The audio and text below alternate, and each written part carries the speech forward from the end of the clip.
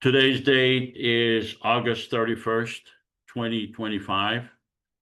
We are having an Israeli-Palestinian Confederation simulation regarding how to make peace in Israel-Palestine. We are proposing a federal government, a common federal government for the people of Israel and Palestine. That would include the residents and citizens of Gaza, the West Bank, and Israel. A federal government that would be based on a constitution, separation between government and religion, a government that would be independent and separate from the Israeli and the Palestinian government, but would be a common government for the people of Israel and Palestine.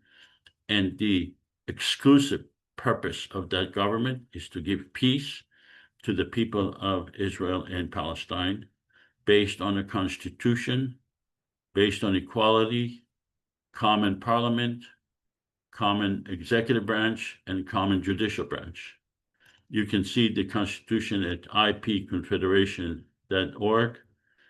If you click on ipconfederation.org and click on Constitution, you'll be able to read the Constitution in 3 languages, Arabic, English, and Hebrew. And it explains how this federal government will be created and how it will function and give both the Palestinians and the Israelis equal say. The word equal is important. Equal say to create a government for themselves based on respect and dignity to help the people of Israel, Palestine, because their governments are incapable of giving them peace. Their governments are incapable of giving them security.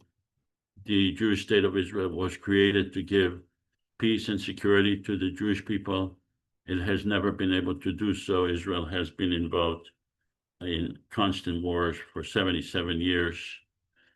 We are proposing a federal government that would potentially put an end to the conflict and create peace. You can reach me at josephavisar@gmail.com. Today's guest is Ronit Chitayat Kashi.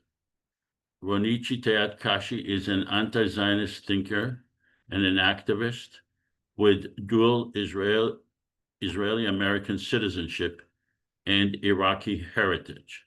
She's known for her work in social impact and her advocacy for freedom, justice, and equality for all people from the river to the sea. Ronit is deeply involved in political and social activism aimed at challenging and dismantling Zionism, which she views as a political and military settler colonial project. In her analysis, Zionism has shaped a racist Jewish regime through demographic engineering to create a Jewish settler supremacist nation, while simultaneously oppressing and erasing the indigenous Palestinian population. Her critique also extends to what she describes as the Zionization of Jews and Judaism and the ongoing ethnic cleansing of Palestine through displacement, apartheid, and genocide. I met with Ronit about a week ago to go over the simulation, and I've sent her the Constitution. Hopefully she had an opportunity to read the Constitution, and hopefully she will be supportive. On September 4th, we will be meeting in LA at the LA Fairfax Library at 5 p.m. on Friday, September 19th, we will meet at the Santa Barbara Public Library. On Wednesday, October 8th, we will meet in Oakland Public Library. These are all in-person meeting. On the same day, October 8th, in the afternoon at 5 p.m., we will meet at the San Jose Public Library. On Thursday, October 9th, we will have a meeting for the IPC in San Francisco Public Library at 10 a.m. And on October 9th, the same day, we will be meeting in Berkeley Public Library from 5:30 to 7:30.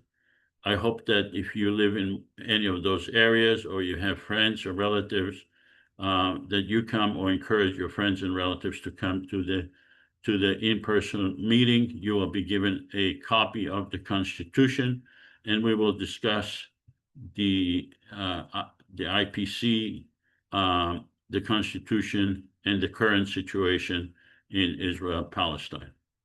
On September 14, we will have a simulation with Sapir Hendelman of Minds of Congress of the People. On September 28, we will have a simulation with Victor Silverman, who is a professor emeritus at the Department of History at Pomona College. October 12th, we will have a simulation with Dr. Tamir Sorek, a professor of sociology and Jewish studies at Penn State University. On October 26th, we will have a simulation with Ibrahim Al-Najjar. He is in Gaza, and he will be speaking to us from his tent in Gaza. That's where he lives. On November 23rd, we will have a simulation with Matt Duss, who is a former advisor to Senator Bernie Sanders. We are proposing a federal government for the people of Israel and Palestine, and we are simulating, this is a simulation, it's not a lecture, how a common federal government that would be created would have the jurisdiction and the ability to pass laws and to enforce those laws. It does so by giving the Israeli and the Palestinian government a veto power over legislation that violates their sovereignty. In this simulation, we are demonstrating how a federal government, the IPC, would thread the needle, meaning it would pass legislation that both sides will not be able to veto because it would benefit the people of Israel and Palestine, meaning the legislation would benefit the people of Israel and Palestine, and their governments would not be able to veto. We are asking you to cooperate with us in this simulation. This is not a lecture. So we are asking you to ask questions because this is on Zoom. It's hard for us to know what is it that you understand or not, or you have questions. It's okay to ask questions. We encourage questions. You can put them on the chat, or you can just ask them.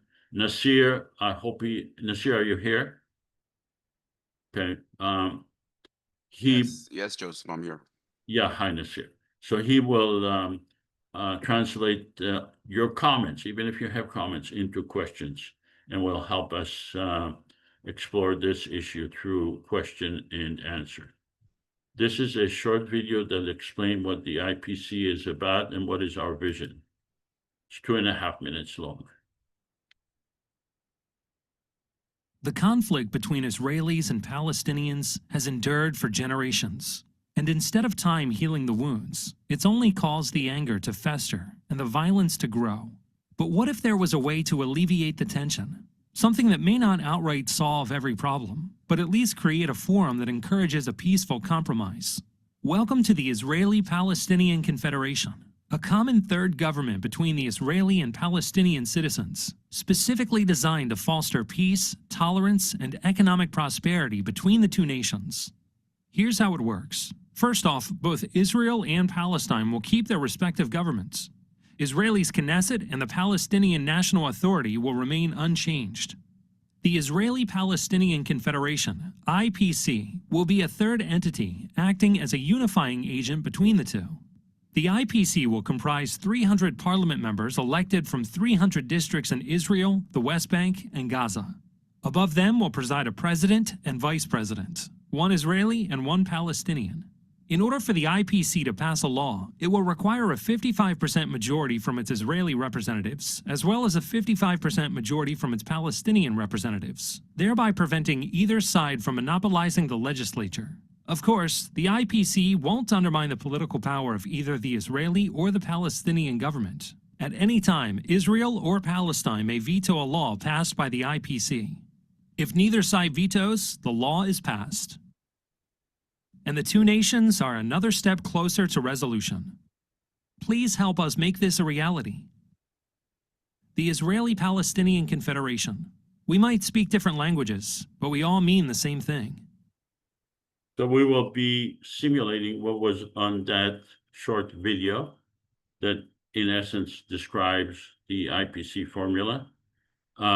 Before we start with the simulation, we are conducting a survey, which we will compare to a post-simulation survey.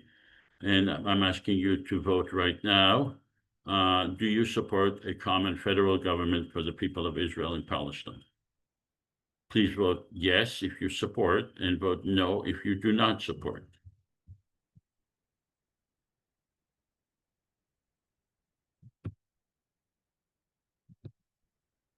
If you feel that a federal government will not be helpful, or you're against it for any other reason, it's okay. You don't worry, vote no. If you feel that it's supportive, it's a good idea, please vote yes. So I'm going to give you another 10 seconds to vote, either yes or no. And we will compare the survey that is being conducted now to the survey at the end of the simulation. All right, please publish the vote.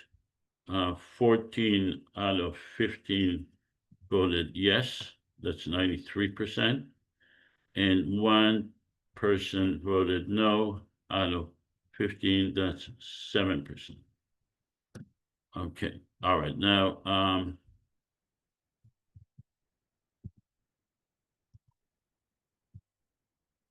the Confederation and federal government exist worldwide to address specific conflicts. Some governments refer to themselves as federal governments, while others use the term confederation.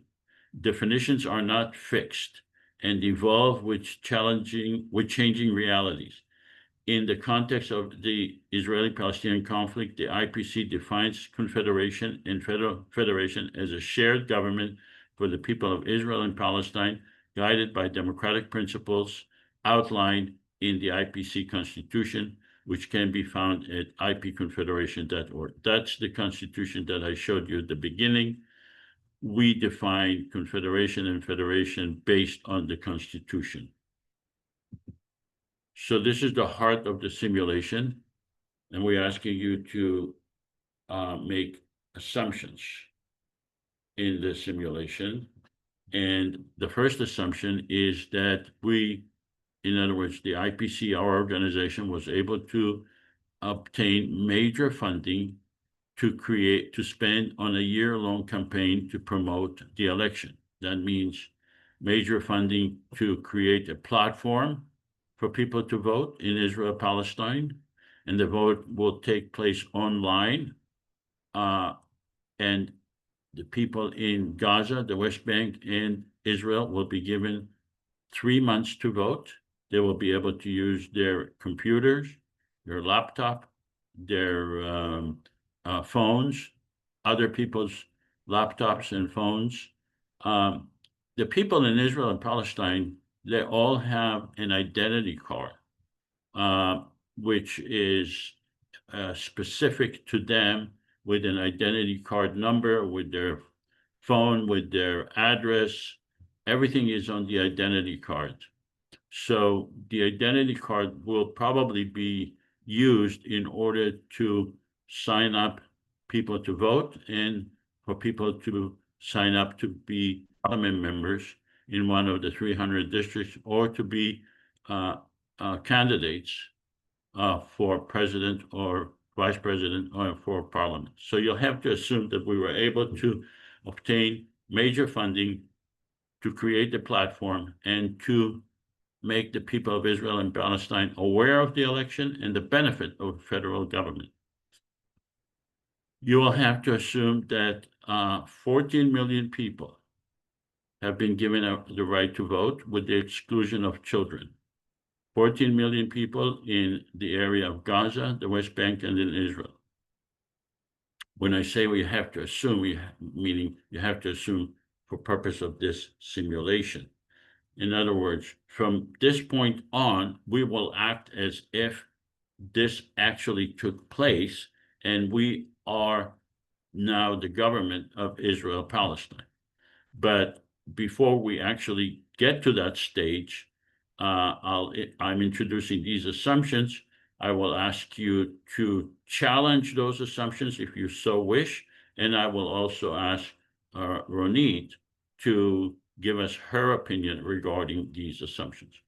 The other assumption is that 1.5 million people voted for, I'm sorry, that 5 million people voted, 3 million people, 3 million Palestinians voted, and 2 million Israelis voted.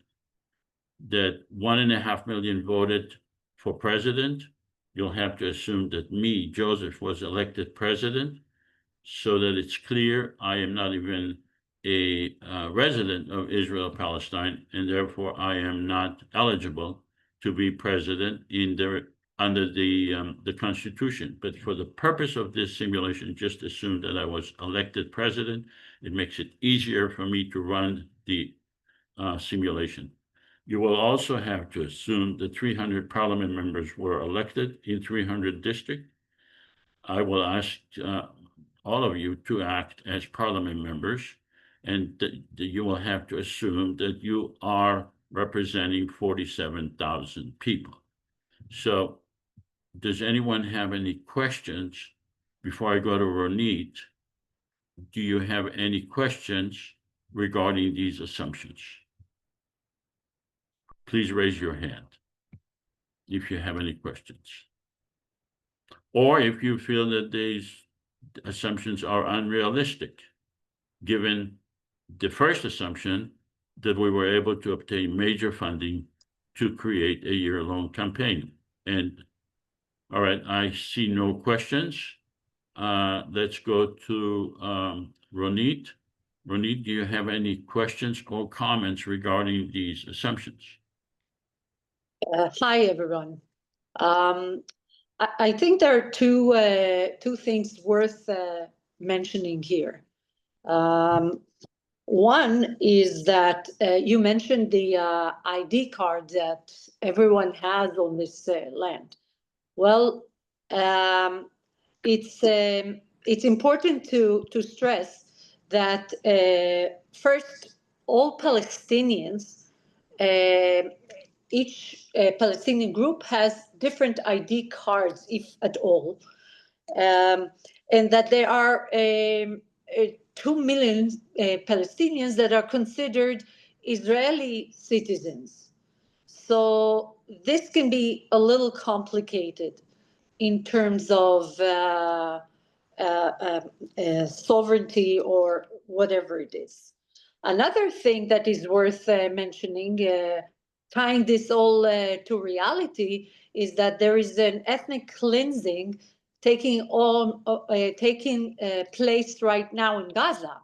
And on top of that, there's an escalating genocide, because the whole Zionist project is genocidal towards the Palestinians. But right now, it's a heightened genocide, and these people don't even have the right to live, let alone a right to vote or a right to vote to to a federal government.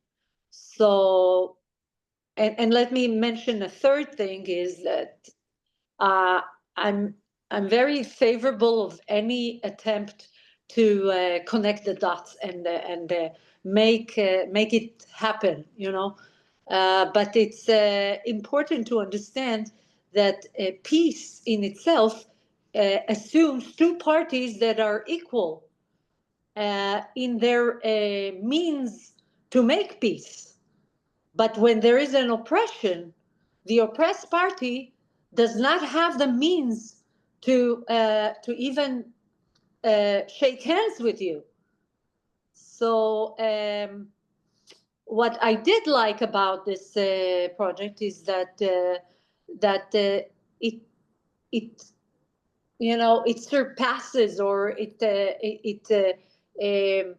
goes above this whole complexity, and tries to find something that can be synthetic or artificial, but on the other hand, it can be a step forward in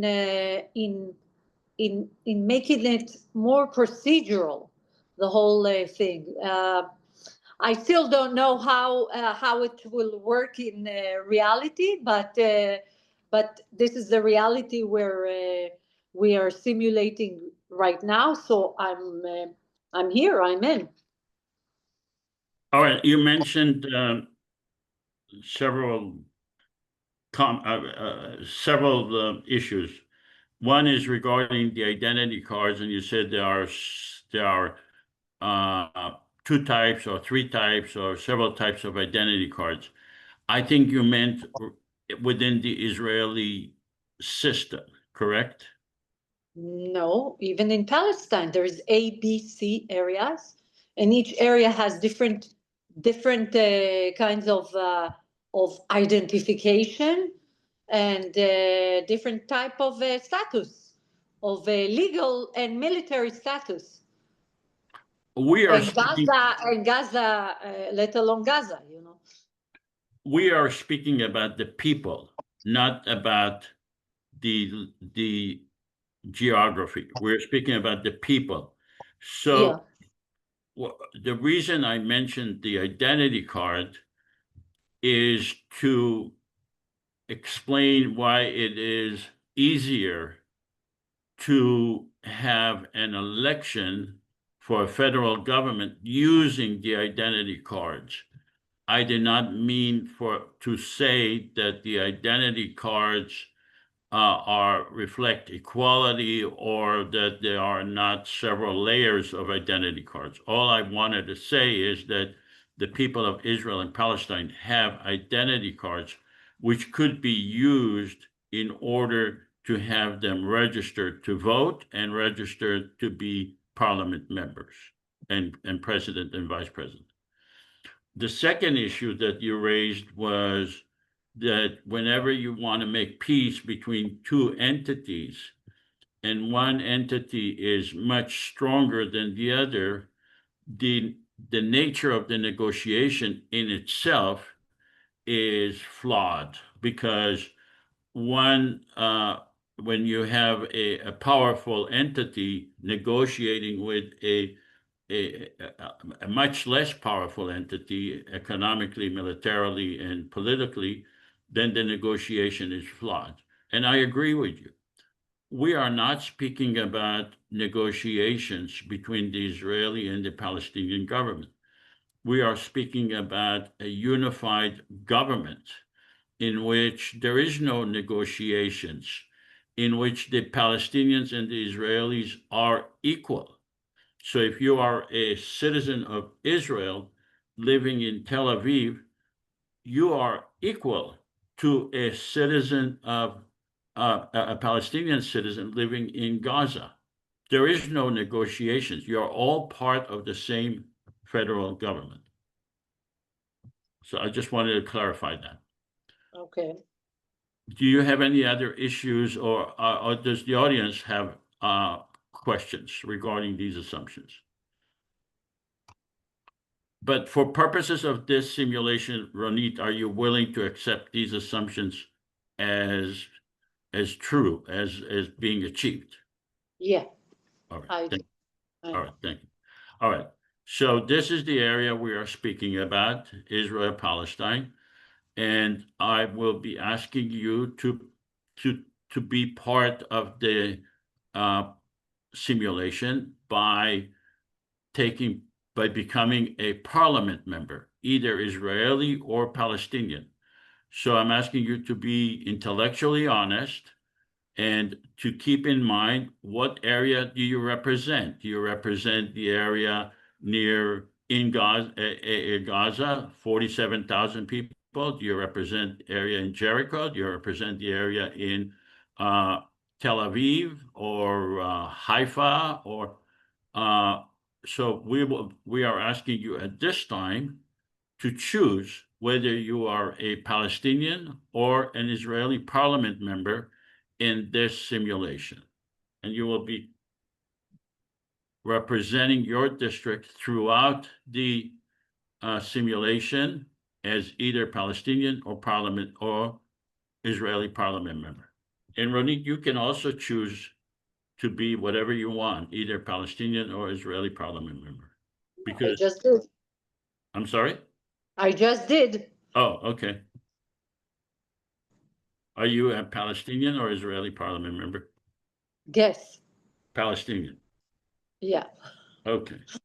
All right. So we have 9 Palestinian and 6 Israeli parliament member, and you will be asked to vote for legislation as we go along.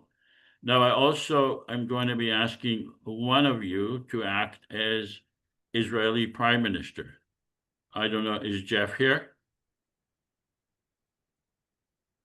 Do we have a volunteer to act as Israeli Prime Minister in this simulation?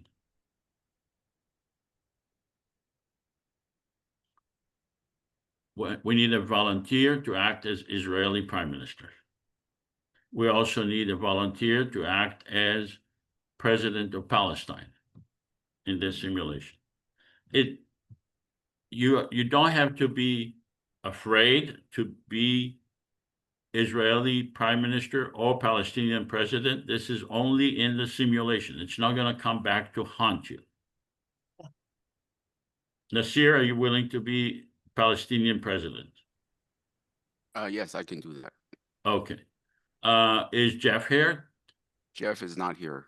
Okay. Maybe Shlomo? Yeah, Shlomo, no, Shlomo is a bad prime minister. He's But he's a bad actor, not a bad prime minister. yeah, he's a bad actor. Hano, are you willing to be the Prime Minister of Israel? Hano, are you willing to be the Prime Minister of Israel? Okay, we'll go on. We'll ask him later. He just joined in. So, Hano, are you willing to be Prime Minister of Israel? Wow, that's a beginning. Thank you. Okay, I join. Thank you. Thank you so much. So you have to assume his personality. You have to assume his political reality and political Yes. interest, okay? Yes, of course. And the same with Nasir. Now, both of you are not allowed to vote. You are in a separate government. Hano is the Prime Minister of Israel. Nasir Okay. is the President of Palestine. You are not allowed to vote. For that matter, I am not voting. I'm not allowed to vote. And Dan is not voting either. We are the administrators. Okay. All right. So bear in mind the district that you represent. Your district may be mixed district. In other words, you could be representing both Palestinians and Israelis. Whether you are Israeli Prime Minister or Palestinian, you could be representing both Palestinian and Israelis. All right. So now we are at a stage where we have a prime minister, we have a parliament, and we are assuming that the parliament was elected, 300 parliament members elected, and we have a president. I am the president, And the first order of business that we have is to ratify the Constitution. This is a short version of the Constitution I showed you at the beginning. Libby, would you be so kind as to read out the Constitution? We believe that Palestinians and Israelis are entitled to equal rights under the law and guaranteed human rights and freedom.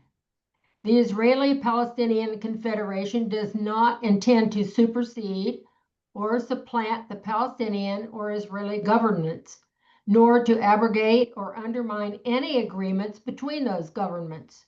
We recognize the need to work with the Israeli and Palestinian governments. Our purpose is to resolve conflicts and to expand the relationship between Palestinians and Israelis in a fair and equitable manner. We believe in equal rights under the law, guaranteed human rights, and freedom for all. We voluntarily give the legislatures and the governments of Israel and Palestine veto power over legislation we pass relating to the domain of control of those governments. We believe in a separation of power between the legislative, executive, and judicial branches. We believe in the creation of a permanent secular government for all the people residing in Israel and Palestine. We believe in having a separate judicial branch relating to IPC legislation with Israeli and Palestinian judges, with a system to avoid biased decisions based on nationality. So the important part is that we are a separate, independent government, but we do not, our goal is not to supersede or supplant the Palestinian or the Israeli government, nor to undermine any agreements between those. So if the Israeli and the Palestinian governments want to agree on a two-state solution or one state or any agreements between them, constitutionally, we are prohibited from undermining those agreements.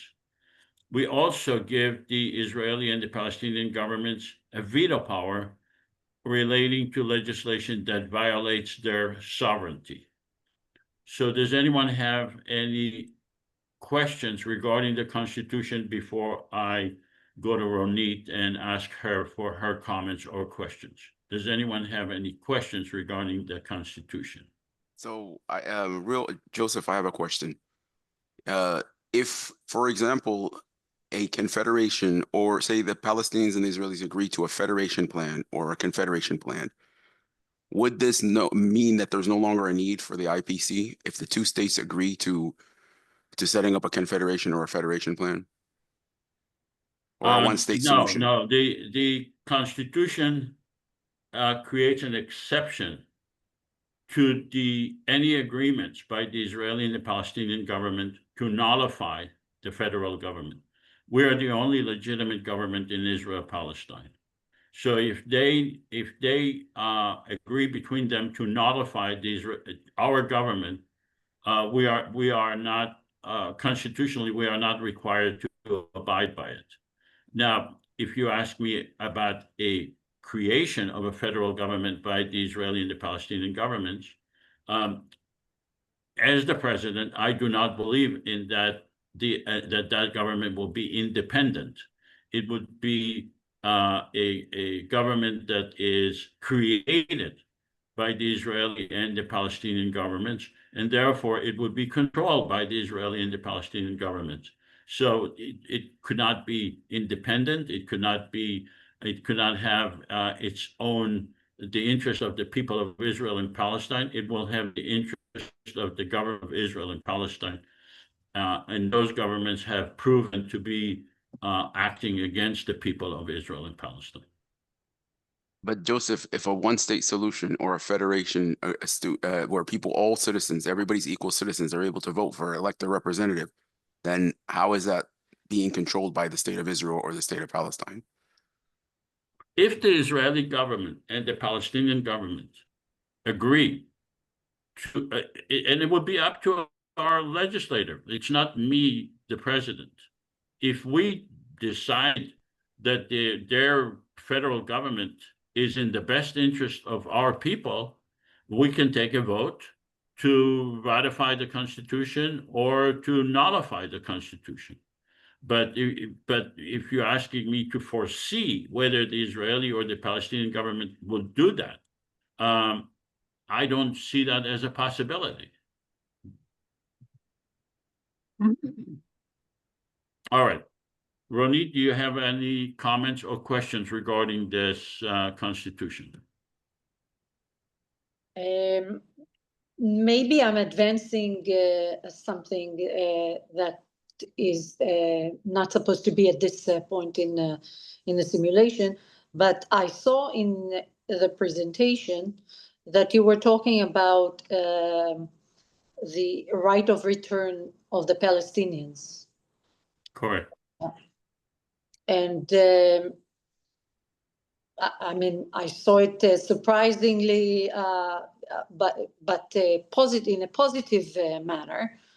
But I was wondering if this is not something that will interfere with the assumption of neutrality. And another thing that I was thinking about is the law of return. Will that be left as something that the Israeli government can do without giving the same equal right to the government of Palestine? What you saw regarding the legislation for the right of return of Palestinians, I sent you the whole PowerPoint presentation, and you probably took it out of context. This is one of the legislation that we have been discussing in one of the simulations about the right of return of the Palestinians. And in fact, when we did pass, the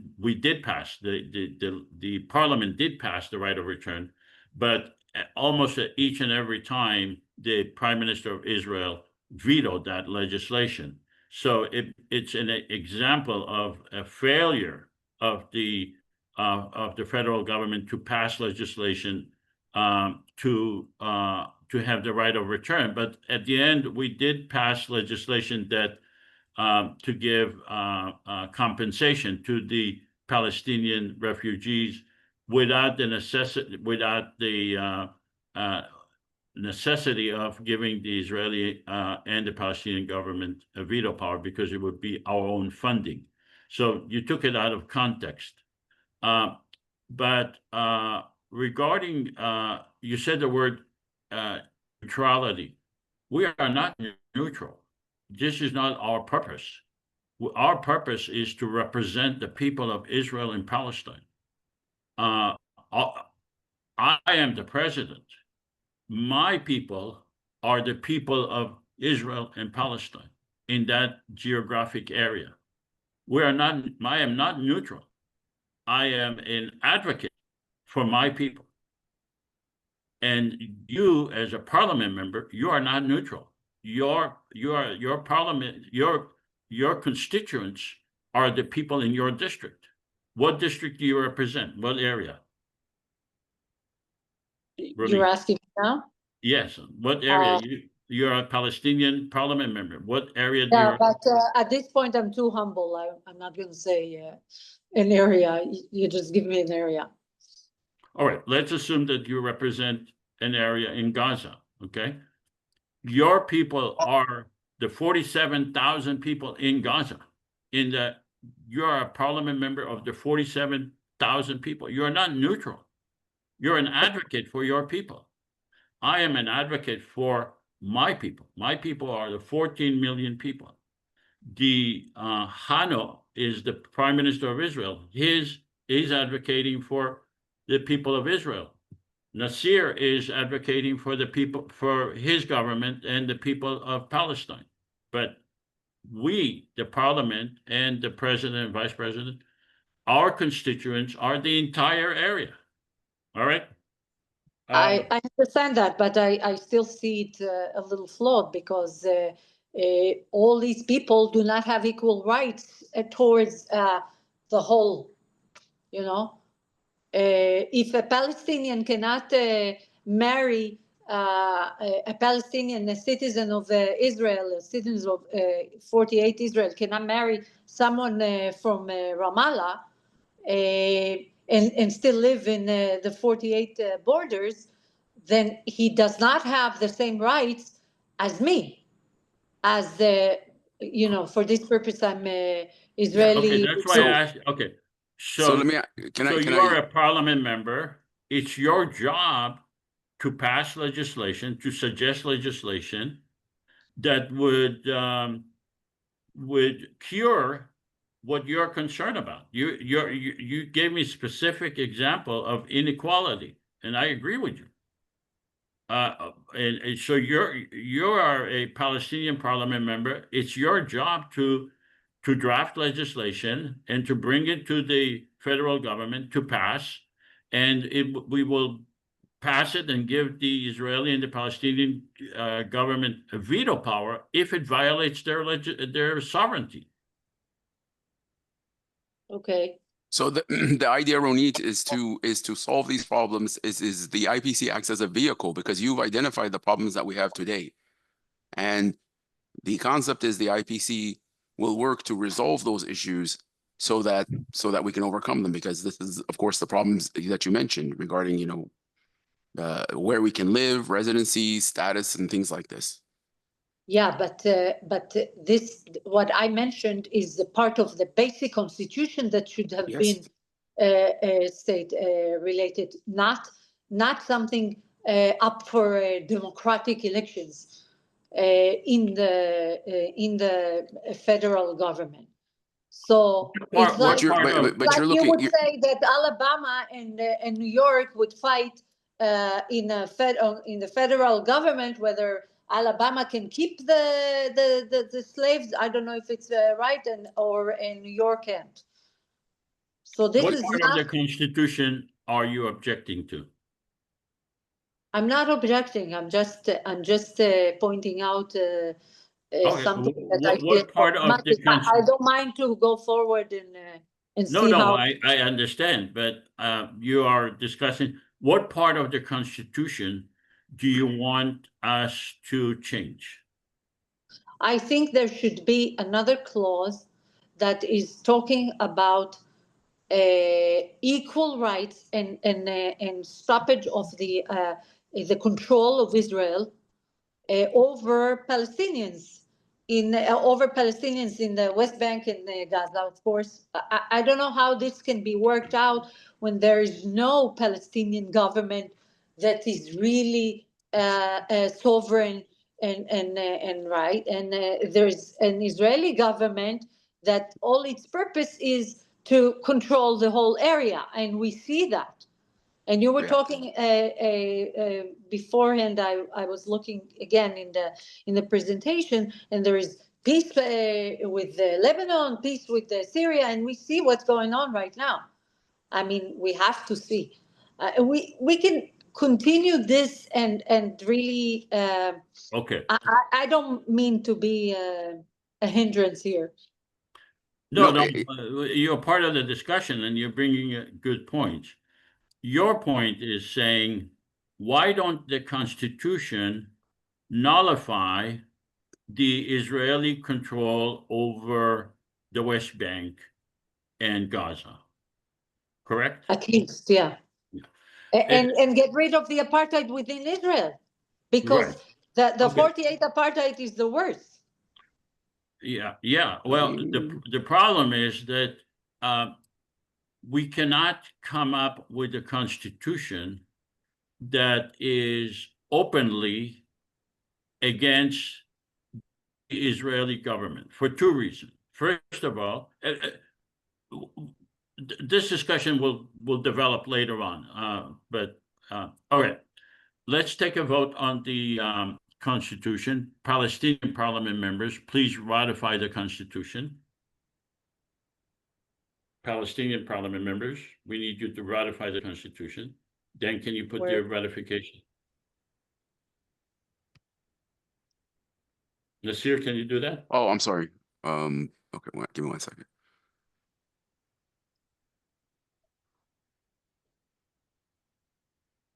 This is for the Palestinian members, you said? Yes, Palestinian parliament members, please ratify the Constitution. Okay, it's not letting me do this. 1 second. Okay.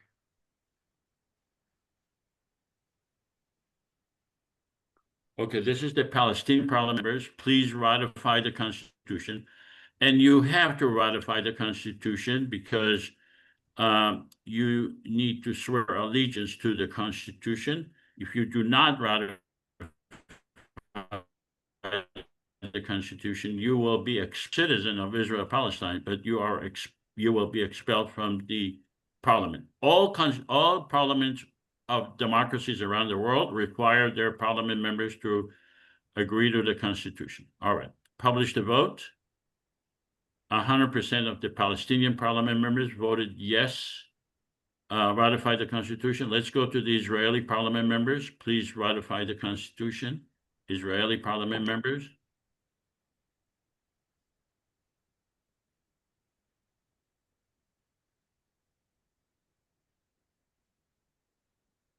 Okay, publish the vote. 100% of the Israeli parliament members ratify the Constitution. So congratulations, we have a Constitution. Now, this is a momentous occasion in the history of the Middle East.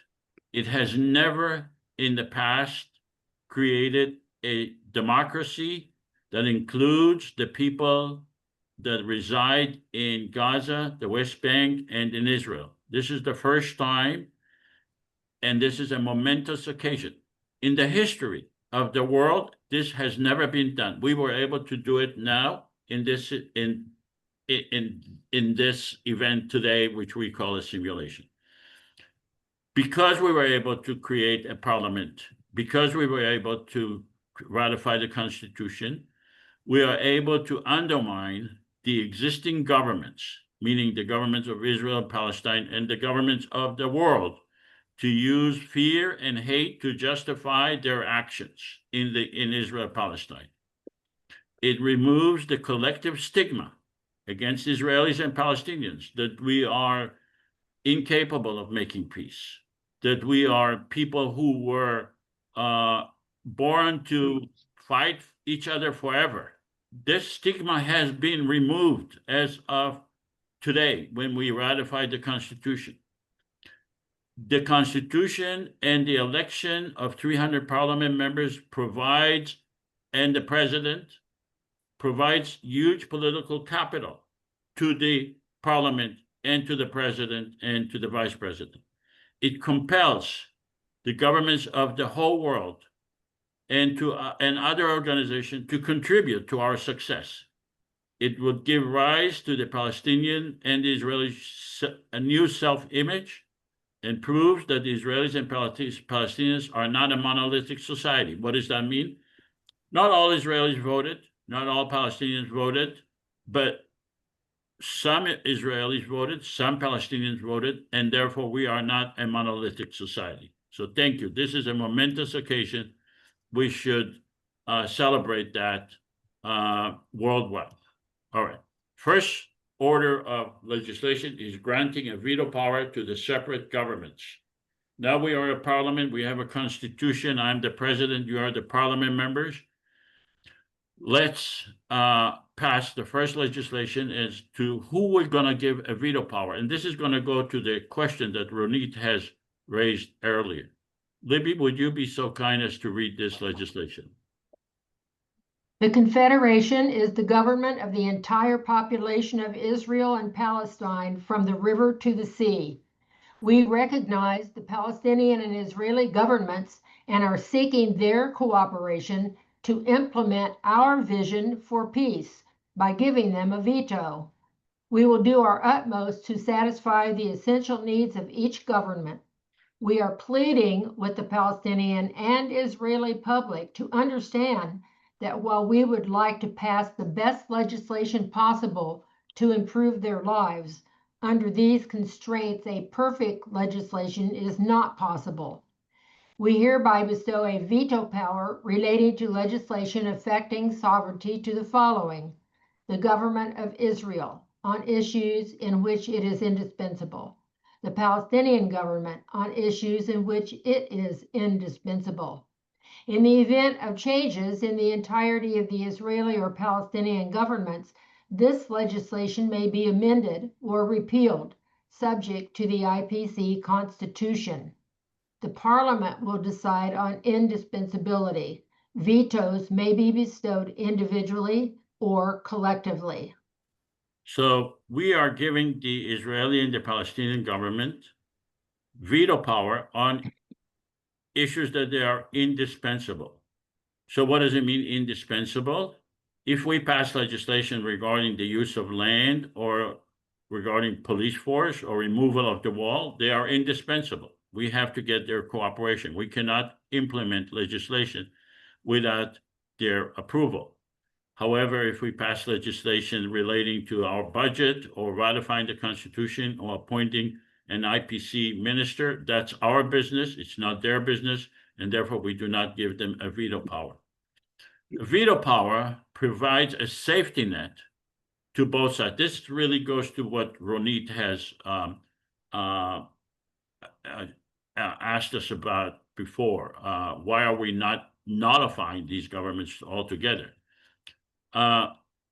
We need the support of the people of Israel and Palestine.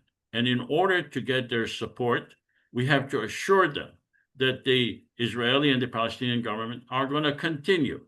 We are not there to undermine those governments. So it provides a safety net to both the Palestinian and the Israeli side who feel secure by their people, by their government. It increases the likelihood that Israelis and Palestinians will participate both in the election and running as parliament and for president and vice president. It decreases the Israeli and Palestinian government's opposition. The Israeli and the Palestinian governments cannot claim that we are a subversive organization trying to undermine the Israeli and the Palestinian governments, because not only are we recognizing those governments, we are giving them a veto power. Therefore, we are not subversing those governments. It gives legal protection to the candidates. And it compels the IPC, compels our government, the federal government, to pass legislation that will be accepted to both sides, and it creates a platform for negotiation with the deadline. So before we vote on the veto power, does anyone have any questions regarding this legislation we are about to pass? Okay, hearing no questions, let's go to Ronit. Ronit, do you have any questions or comments regarding this veto power? You need to unmute. You need to unmute, Ronit.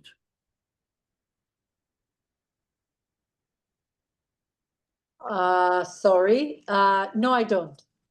Okay. So hearing no questions or no comments, let's have the palace.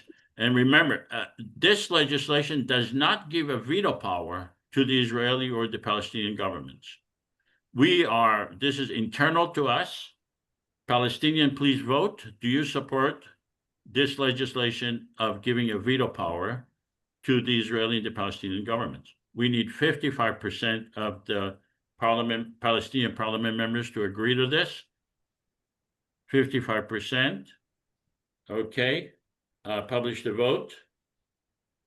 We have 8 out of 8 voted yes.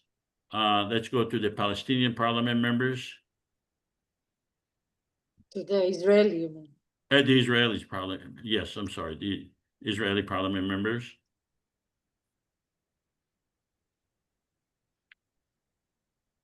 Okay, publish the vote. Also, we have 100%. We need 55%. We get 100%. All right, let's go to our first legislation regarding the current situation. Immediate emergency truce. Libby, would you be so kind as to read this legislation?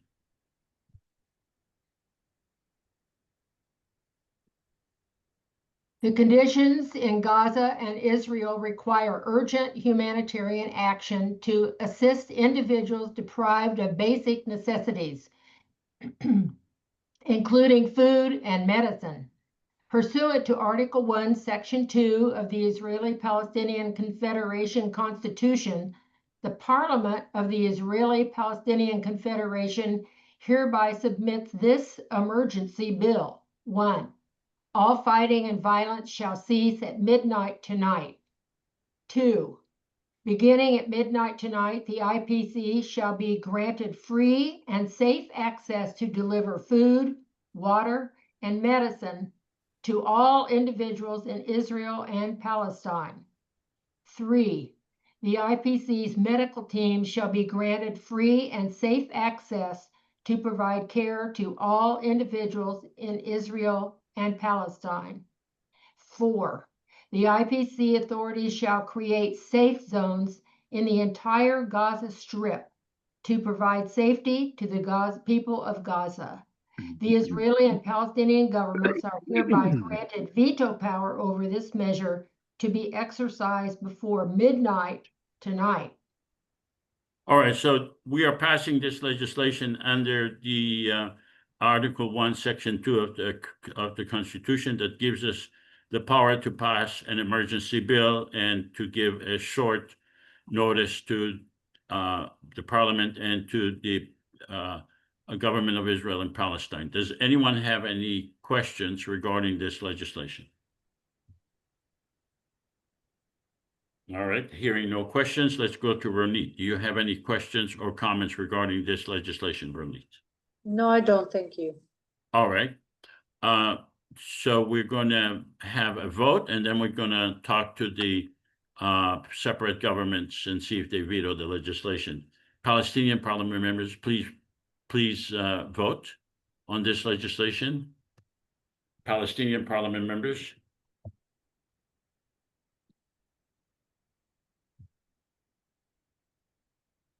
Publish the vote. This legislation passed the Palestinian parliament members. Let's go to the Israeli parliament members. Please vote. Israeli parliament members.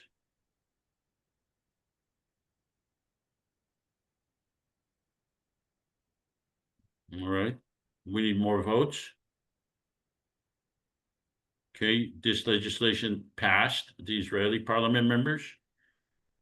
Let's go to the President of Palestine. Mr. President of Palestine, are you going to veto this legislation? No, I'm not going to veto this legislation. Let's go to the Prime Minister of Israel. Are you going to veto this legislation, Mr. Prime Minister?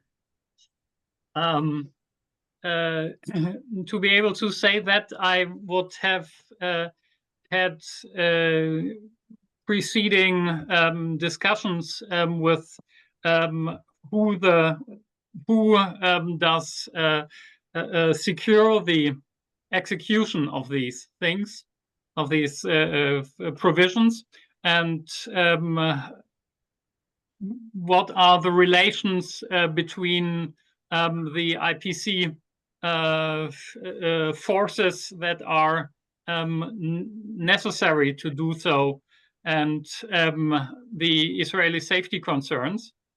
And the question whether I would veto this would severely depend on the outcome of these consultations. But I think what questions do you want answered? I'm the president. What questions do you want me to answer for you? Okay, for example, how for provision 3 and 4, how are your medical teams and your authorities being recruited, and what are the people doing that, and can we be sure from the Israeli side that there will be no Hamas executives around in these teams? Well, the teams are Palestinians and Israelis together. These are people that have been with us for quite some times. They went through our own screening. We made sure that the Israelis and the Palestinians that are part of the medical teams are legitimate medical personnel. and we made sure that they do not have any criminal or background, neither the Israeli nor the Palestinian of any nature. They have loyalty to our government. They are under our authority. We are independent government working together, Palestinians and Israelis. So you have nothing to worry about as far as that is concerned. Can I ask a question, please? Yes, please. How is Hamas membership or anything like that have to do with the Israeli government or the Israeli representatives? I don't know. So the flip side of it is if the Palestinians will ask, is the Ben Gvir's people are there? What is Well, this? I am the president, and I did say that all Israeli and Palestinians, regardless of their of the Israeli and the Palestinian side political affiliation, we are an independent entity. We made sure that all our medical personnel is bona fide and have no criminal record whatsoever. Okay. You know, as Palestinian Well, let's president, go back to Hano. Are you gonna veto this legislation? I think I will give it the benefit of the doubt and no, don't veto it, and hope that you will be indeed be able to create these safe zones, and B, not allow new violence to spread from these areas of your control. Okay, I Thank will you. accept. Let's go to the Prime Minister, President of Palestine. Are you gonna be? so I gave Have a you I gave changed your a I mind? gave a straight answer. No, I didn't change my mind, but I just wanted to say that the Israeli Prime Minister, in his typical fashion, presented views that question, Gaza, inside Gaza, like who and what there. So, and Ronit pointed out very precisely that this would be like me saying that I'm going to hold everything contingent on internal Israeli politics, who's elected into power and things like that. So just to say that there are also Palestinian concerns, for example, we might want to ask the prime minister if the safe zones are created. Are you going to bomb those safe zones? Mr. President, I am Yeah. the president of the whole area. I am No, I got that satisfied you're the with that president, but legislation has passed. Both sides did not but veto it. you're listening to you listen to him and his concerns, and I think you should listen to the Palestinian side as well.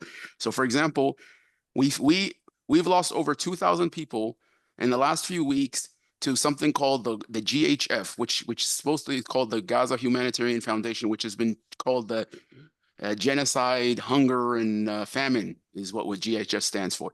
2,000 people have been killed because of a serious mismanagement that's resulted in more Palestinian deaths than those Israelis who were killed on October 7th.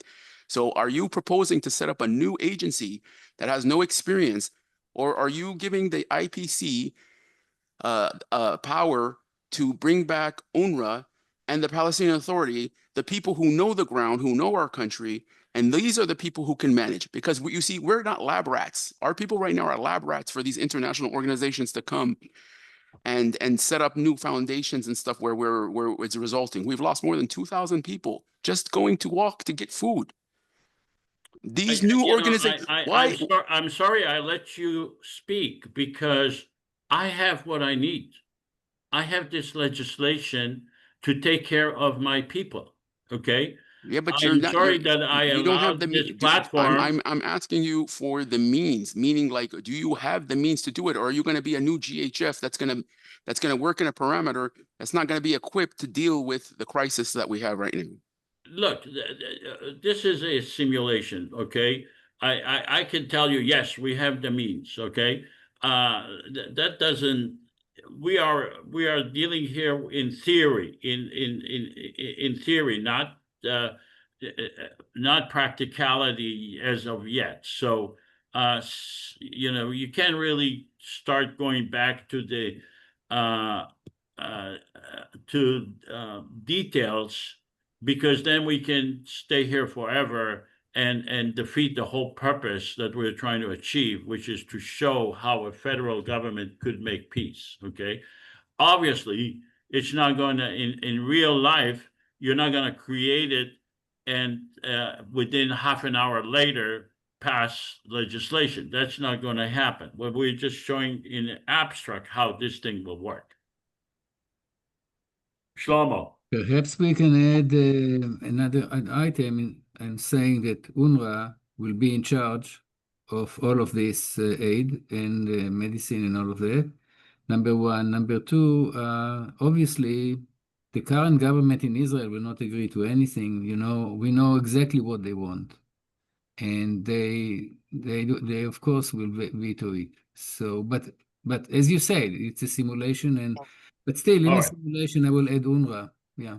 Okay, I will not add UNRWA because that would give the Israelis the excuse to veto this legislation.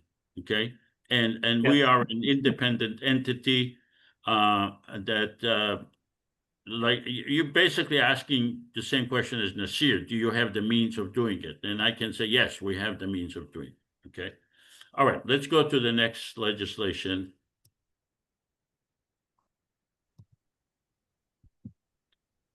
And that is Declaration of Governance, Ceasefire, and Reconstruction. This is for a long-term vision for Israel and Gaza, southern Israel and Gaza. Libby, would you be so kind as to read this legislation? The destinies of the Israeli and Palestinian peoples are inseparably linked, and only a unified government can restore peace and stability.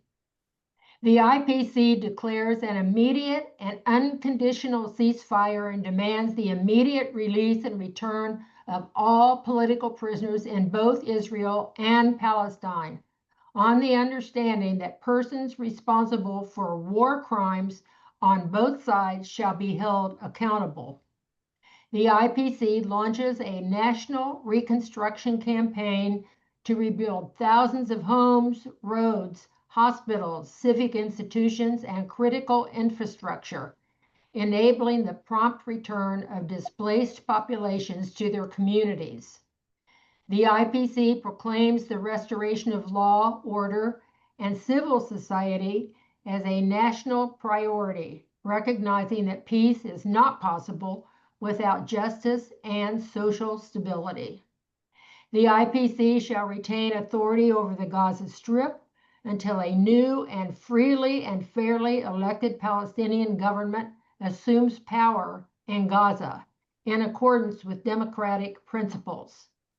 All legislative, executive, and judicial decisions related to Gaza shall be enacted by the full IPC government under the IPC Constitution. And finally, the IPC calls upon the international community, including the governments of Israel and Palestine, to provide a $50 billion grant to fund this urgent reconstruction and reconciliation effort. The governments of Israel and Palestine are given a veto power over this legislation. So in order to believe in this declaration, in this legislation, you will have to go back to the momentous occasion that I spoke about earlier, that this is the first time people of Israel and Palestine elected a federal government, a democracy, that 5 million people have voted, 3 million Palestinians voted, 2 million Israelis voted. So when you think about this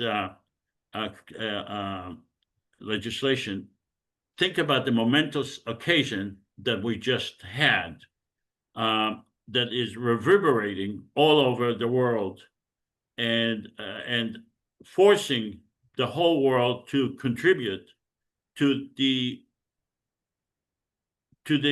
people of Palestine, to our people, to relive their life as in a normal way. Okay.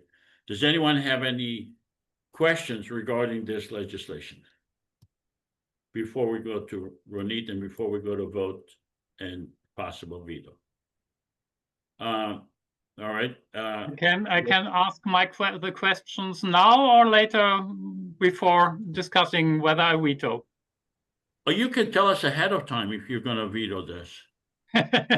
There is the second half of the second clause, which is, of course, problematic for any current Israeli politician, because it is not clear who decides who will be made be responsible or accused of war crimes. Okay. You want to make, as the Prime Minister of Israel, you want to make sure that someone is responsible for your war crimes? At least in advance of knowing that, I cannot accept. I would not be able to accept this clause in the role of Prime Minister of Israel. Yes. Which exact number are you referring to? Number two, the final, the end, on the understanding that persons responsible for war crimes on both sides shall be held accountable. So is this, are you threatening to veto this legislation because of that clause? Do you want This him to clause vote? is not clear, yes, and I would... Why is it not clear? Just don't make war crimes and you won't be charged. Okay, Why is so it not clear? It's the clearest thing ever. what about if we specify that the person that we will be determining who should be subjected? No, simply, it's. I say here, I'm acting out of the assumed role of any Israeli Israeli prime minister, and even if I came from a very left side part of the Israeli political spectrum at the moment, I think I would be not willing that anyone points to any action of the Israel Defense Forces, which I, as a person, may have been severely opposed against, but saying that these are the people from who are from all of the whole situation singled out as being the ones who did war crimes. I would. Why don't you keep your role strictly as the Prime Minister of Israel? Yes, I keep. I think he's actually doing All right. I think he's actually As doing a the good Prime job. Minister of Israel, how do you want us to change the language of paragraph 2? I'm fine. I'm fine if paragraph 2 ends just with the word Palestine. I can imagine that we can all release all political or all people who are judged as political prisoners. This is the second question, because the Palestinians that are now held in Israeli jails may, from my personal political perspective, be political prisoners, but they have been judged by Israeli courts. They haven't been most of them haven't been judged. Most of them didn't go through a trial. And I'm sorry, Joseph. I'm really sorry. I didn't come here to be Zionized again. I really think that Ronit, I'm not wanting to Zionize you. Doesn't matter. Yeah, but that's what you're doing. That's what you're doing. You're showing your supremacy. Yeah. He's entitled to do that because he's acting. I'm sorry. I have to finish this. This is exactly what I meant when you do attempt at symmetries. This is what you do. You whitewash genocide. You whitewash the supremacy of Israel. I'm sorry.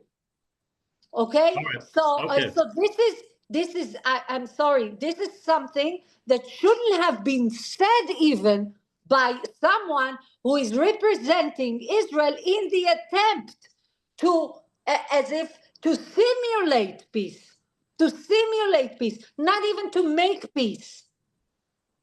You cannot force your opinion other people what to say and what not to say. Okay, you This is agree not an to this. opinion. You agree to a simulation. You agree to play a role. We are all playing roles, and we cannot take it personally at this point. The question I have for the Prime Minister of Sorry, I'm Israel. taking genocide very personally. Okay, the question I have for the Prime Minister of Israel, specifically regarding paragraph 2, is this acceptable to you, paragraph 2, the way it is? Of course not. No, I can accept it if the sentence ends with the word Palestine. Okay.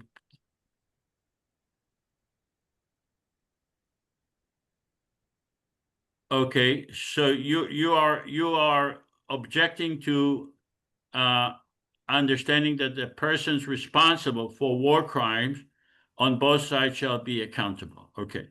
Only the Palestinians should be accountable, Exactly. according to him. Okay. And because it's only the Palestinians who commit the crimes against themselves. The question I have for you, Mr. Prime Minister, is you first said that you want to know who will make the determination. So what if we add on the understanding that persons responsible for war crimes as determined by the International Court of Justice? Would that be acceptable? I currently do not see that my constituency, the Israeli public, sees the International Court of Justice as fair against Israel. Yeah, of course. Okay. They have the veto power I'm not saying in the United Nations. They have the veto power on everything, but that's not justice. This is exactly the Zionist point of view that is causing everything, and we're just simulating peace between us. Correct. Sorry. We are because we don't have any other choice. As complicated as it is, yes. And here's it's not complicated. To the oppressed, nothing is complicated. Someone who is passing through a genocide, it's not complicated. It's only complicated to the oppressive side. All right. And believe me, I live in Israel, and I act within Israel, and I understand the Israeli public, and this is a representation of Israeli public, yes, represented by international people who don't even understand the situation. 100%. All right, let's go to these Palestinian parliament members, please. Can I wait? There's another question I have for this. For measure number which one is it? The IPC shall number 5. The IPC shall retain authority over the Gaza Strip until a new and fairly elected Palestinian government. First of all, you know, the Israeli attacks in Ramallah and Nablus, and now the United States not wanting us to attend the UN meeting in New York. It feels like you're undermining the Palestinian Authority. I don't know how you expect the Palestinian Authority to participate when it seems that you're joining forces with the US and Israel to undermine and destroy. We have built institutions. I'm sorry, you're saying things that are totally untrue. We are not cooperating with the American or with the UN. We are an independent government, and you're bringing issues that are not related. All right, let's have the Palestinian parliament members please vote on this. But how is that not related? I don't understand. How is it related? I mean, I understand that. First of all, we already have a successful prime minister of Israel who's isolated the Gaza Strip from the West Bank, okay, in cooperation with Hamas. And then we have an undermining of our authority in the West Bank with these attacks and holding our funds, and now we can't even travel to UN meetings. So when you have these measures that say a fairly elected Palestinian government, which we support, but we are the Palestinian Authority. We are, in fact, the legitimate government of the Palestinian people in the West Bank and Gaza Strip. All right, I'm not going to argue with you about that. Let's have a vote. Our Palestinian parliament members, please vote on this legislation. Palestinian parliament members.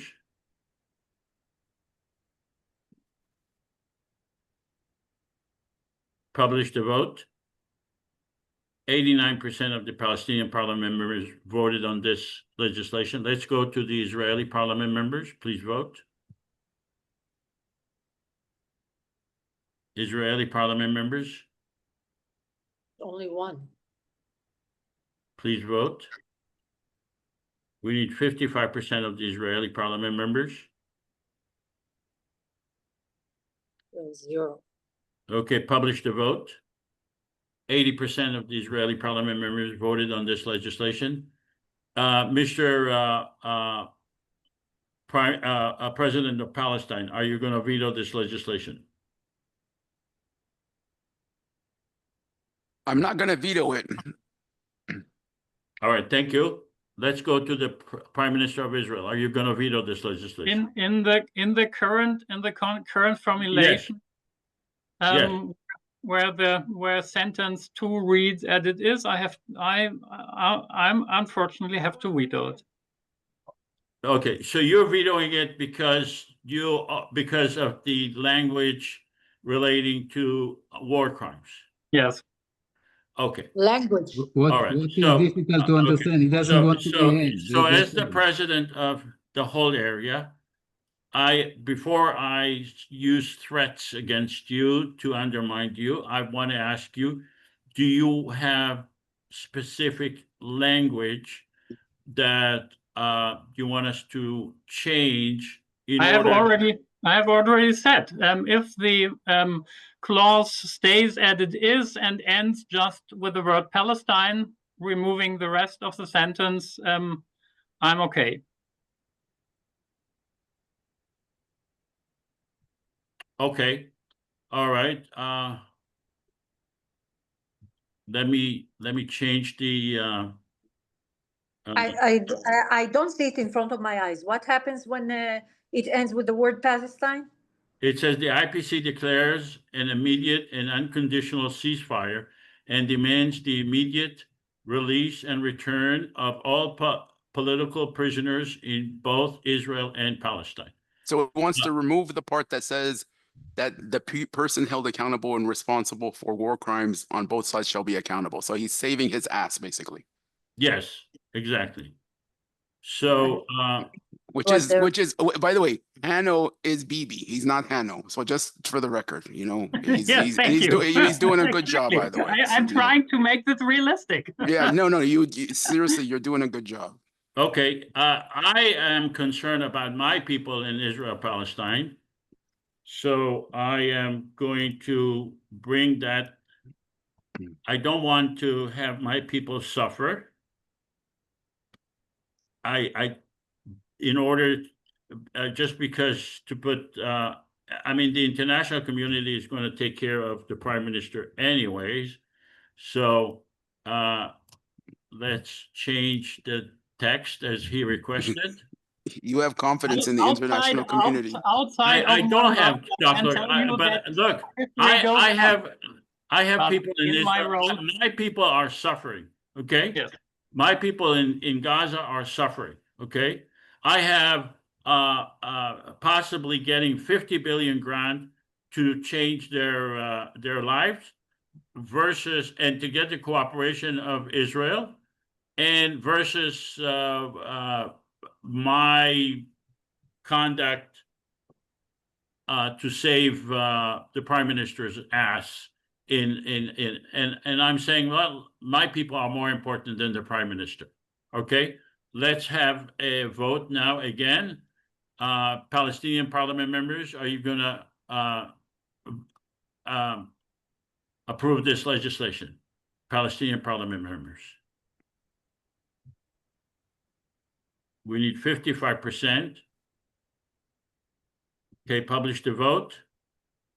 83% voted yes. Let's go to the Israeli Prime Minister, Parliament members.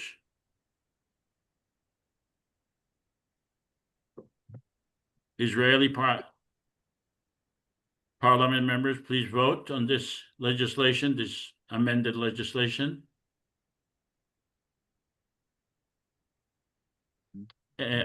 Publish the vote. 100% of the Israeli Parliament members voted in favor of this legislation. Mr. President of Palestine, are you going to veto this legislation? No, I'm not going to veto it. Okay, good. All right, so I think we showed a good exercise of how we are able to thread the needle for the purpose of making peace and really creating a situation where both sides will have to accept our legislation. So congratulations. This is a good example. Thank you. All right, after participating in the simulation, do you support a common federal government for the people of Israel and Palestine? Please vote.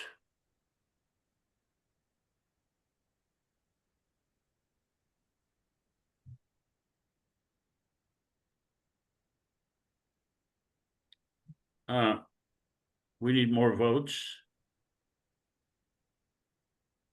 Publish the votes. 13 out of 13 voted yes. Before it was 14 out of 15. So maybe people left or not voting anymore. But regardless, we don't have that no vote. Hopefully we changed his or her mind. And I want to thank all of you. Let's end I'm going to stop sharing. And let's go to Ronit and to ask her if she has any statement to make, and then I want to ask her questions, and we can all ask her questions. Ronit, do you have any statements to make at this time? I really enjoyed it. It was just another opportunity to to say what I think, because I think this is the most important activism, to talk right now and to share ideas and to deconstruct the power structure. And thank you. Thank you. All right. Tell us a little bit about yourself, if you don't mind. Where do you live? Where were you born? What were your original beliefs, if they changed, and why did they change? Well, I was born in Ramat Gan in Israel, to Iraqi parents. My mother is from Baghdad. My father is from Basra. They were in Israel 11 years when I was born. And I just noticed it lately because I was brought up Israeli. And the whole connection to the past was not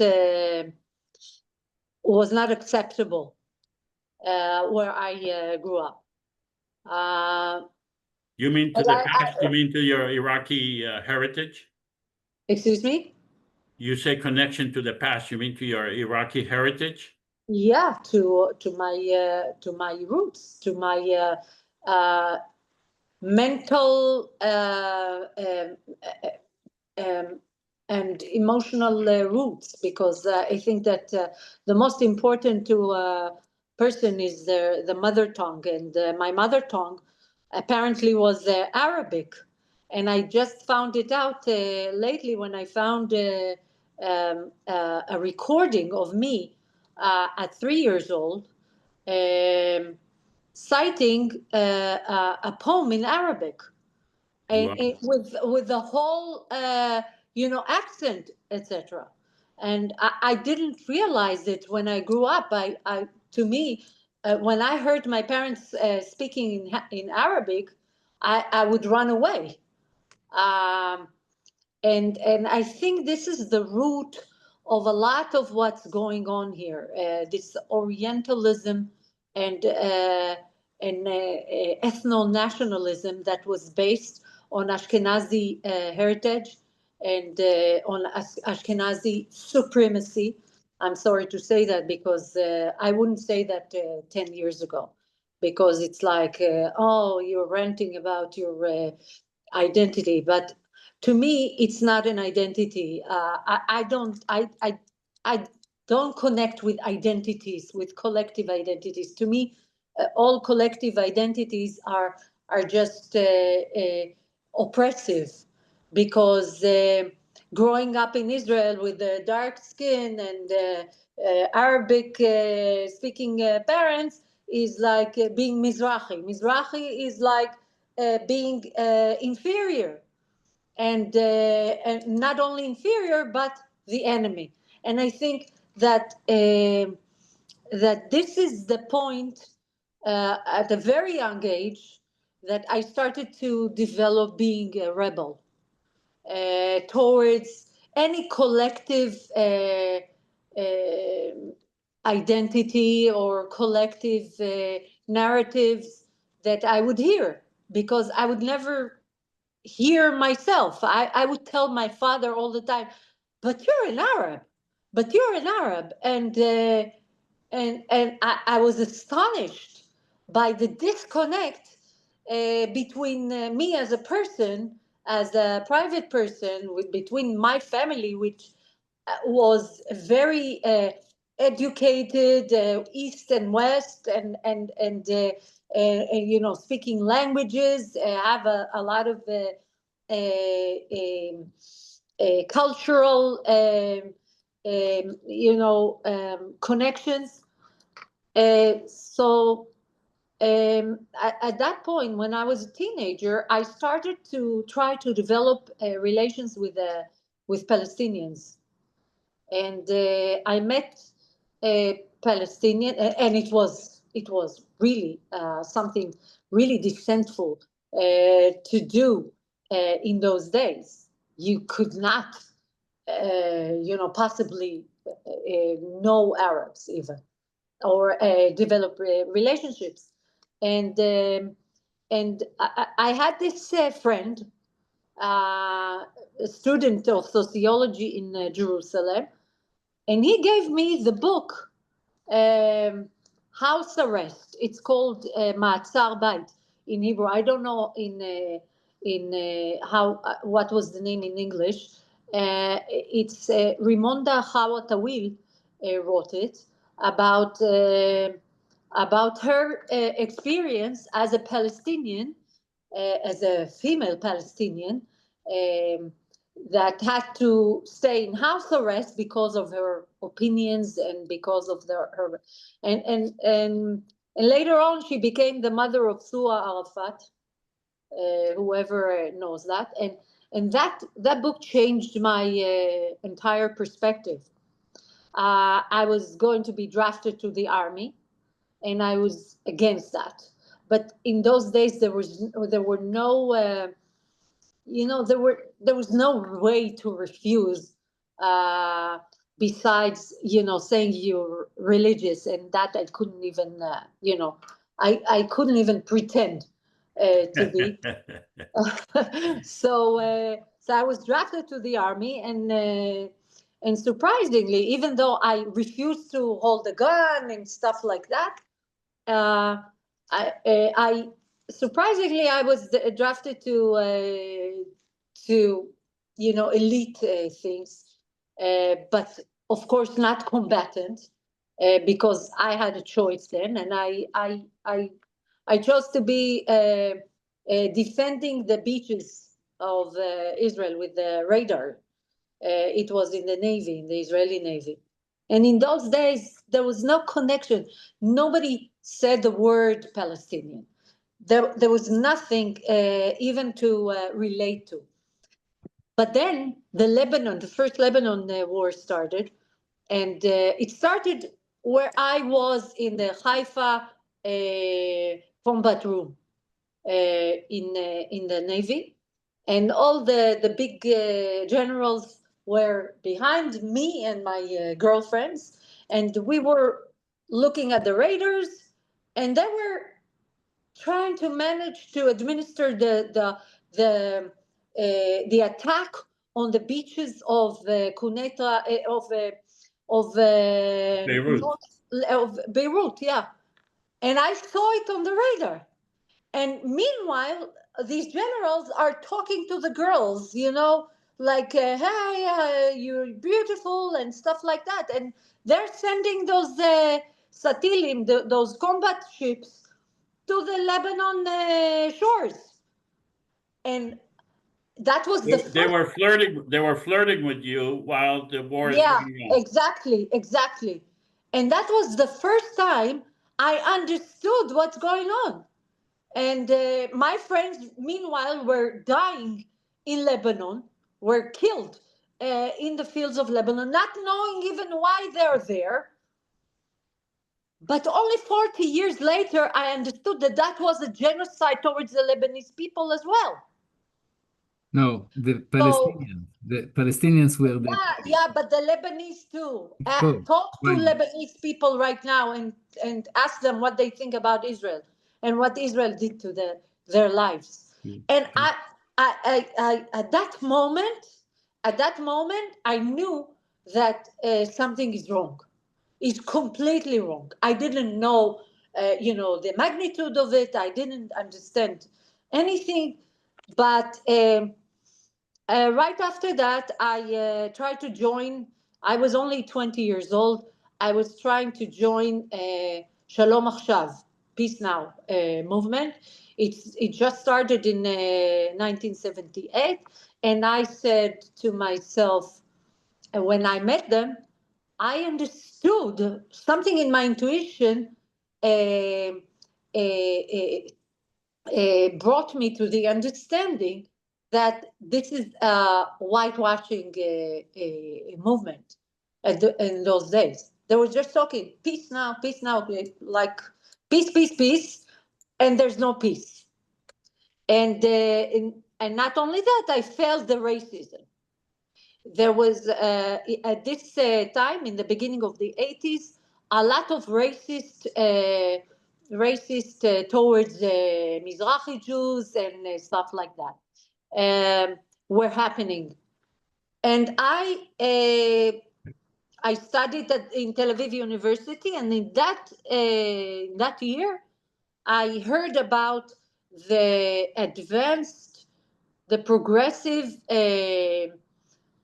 party for peace, הרשימה המתקדמת לשלום, of Muhammad Miari and Mati Peled. Mati Peled was a general in the Lebanon War, and not only the Lebanon War, in the Israeli army. He's the father of Miko Peled, whoever knows them. And Muhammad Miari was Palestinian, and both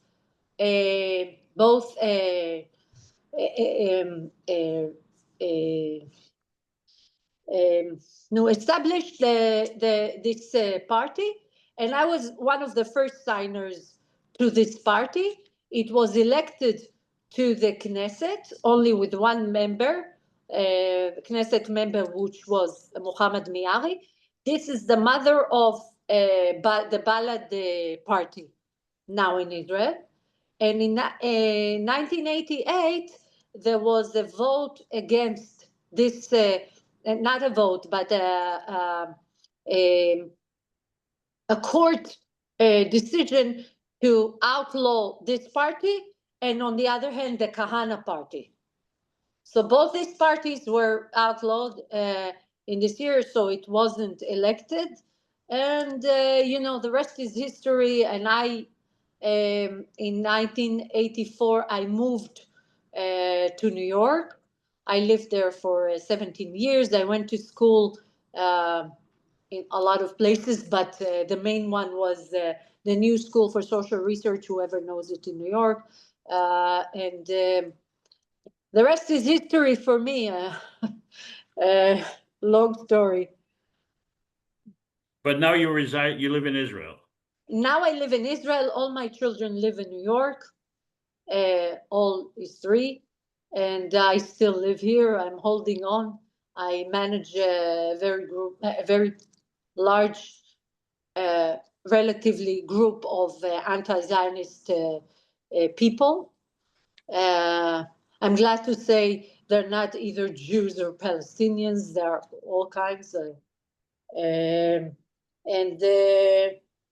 we are really trying to be very, very sharp in our critique, in our dismantling of Zionism. Both ideologically, logically, psychologically, etc.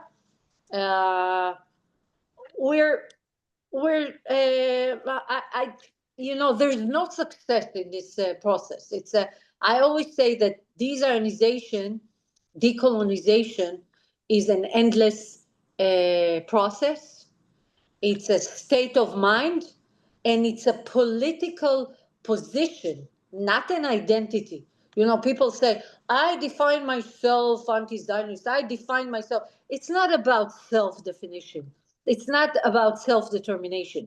It's about a political thing, a political status, or a political position against Zionism. You cannot define yourself as a Nazi or half Nazi or stuff like that. To me and to us, Zionism is the regime and the ideology that is killing this place, is killing us all. I agree. I totally agree with you. I think that Zionism has done harm to the Jewish people before it harmed the Palestinian people, and then it came to harm the Palestinian people. All right, I see I have people asking you, want to ask a question. Let's go to Asim. Hello, Asim. Hi, can you hear me? Yes. Oh, okay. Well, I just had a personal note to Ronit. Ronit, I come from Baghdad, and I went to Frank Aini, and in Frank Aini, we had a Chitayat in my class. Which one? I can't remember. It's been such a long time. Yeah, but it's interesting. So you can ask your parents, see if they know. I was the only. They're not living anymore. Oh, God bless their soul. Yeah, I was the only Muslim in the Jewish school. So wow, this is really, really interesting. Me. In which years was it? From 1950 to 1957. Unbelievable. Unbelievable. Of course, my parents left. My mother's family left in the last plane in 1951. 51. My father earlier in 1950, end of 50. I see. What did they do in Iraq? What was their occupation? I told you were in my family in Basra. The same thing, all of them trade, and both my families were like that. My uncles were in the Communist Party. They had to flee Iraq in 1949. Did you see the movie Forget Baghdad? Yeah, by what's his name? Yeah, but really until then I was one of the people who established the משמרים את השפה העיראקית, like conserving the Iraqi language on Facebook, which is 100,000 people that are Iraqi fields, but Iraqi Philians. But I got out of the group lately because of this current genocide. I couldn't stand. I see. Right now, everybody's so Zionized in Israel, meaning all of them are. 99% of the people are genocidal. You cannot talk to anyone. We are really very lonely here. People who are anti-Zionist, because the only people that we can relate to are Palestinians, of course, but Israeli Jews, it's unbelievable what's going on here. I'm sorry. So, yeah, it's unpleasant. Unpleasant. Let's go to Mike. Okay. Mike, yeah, it's very, very interesting. Thank you. You mentioned Miko Pele because he's quite popular in this area. I have his book and everything.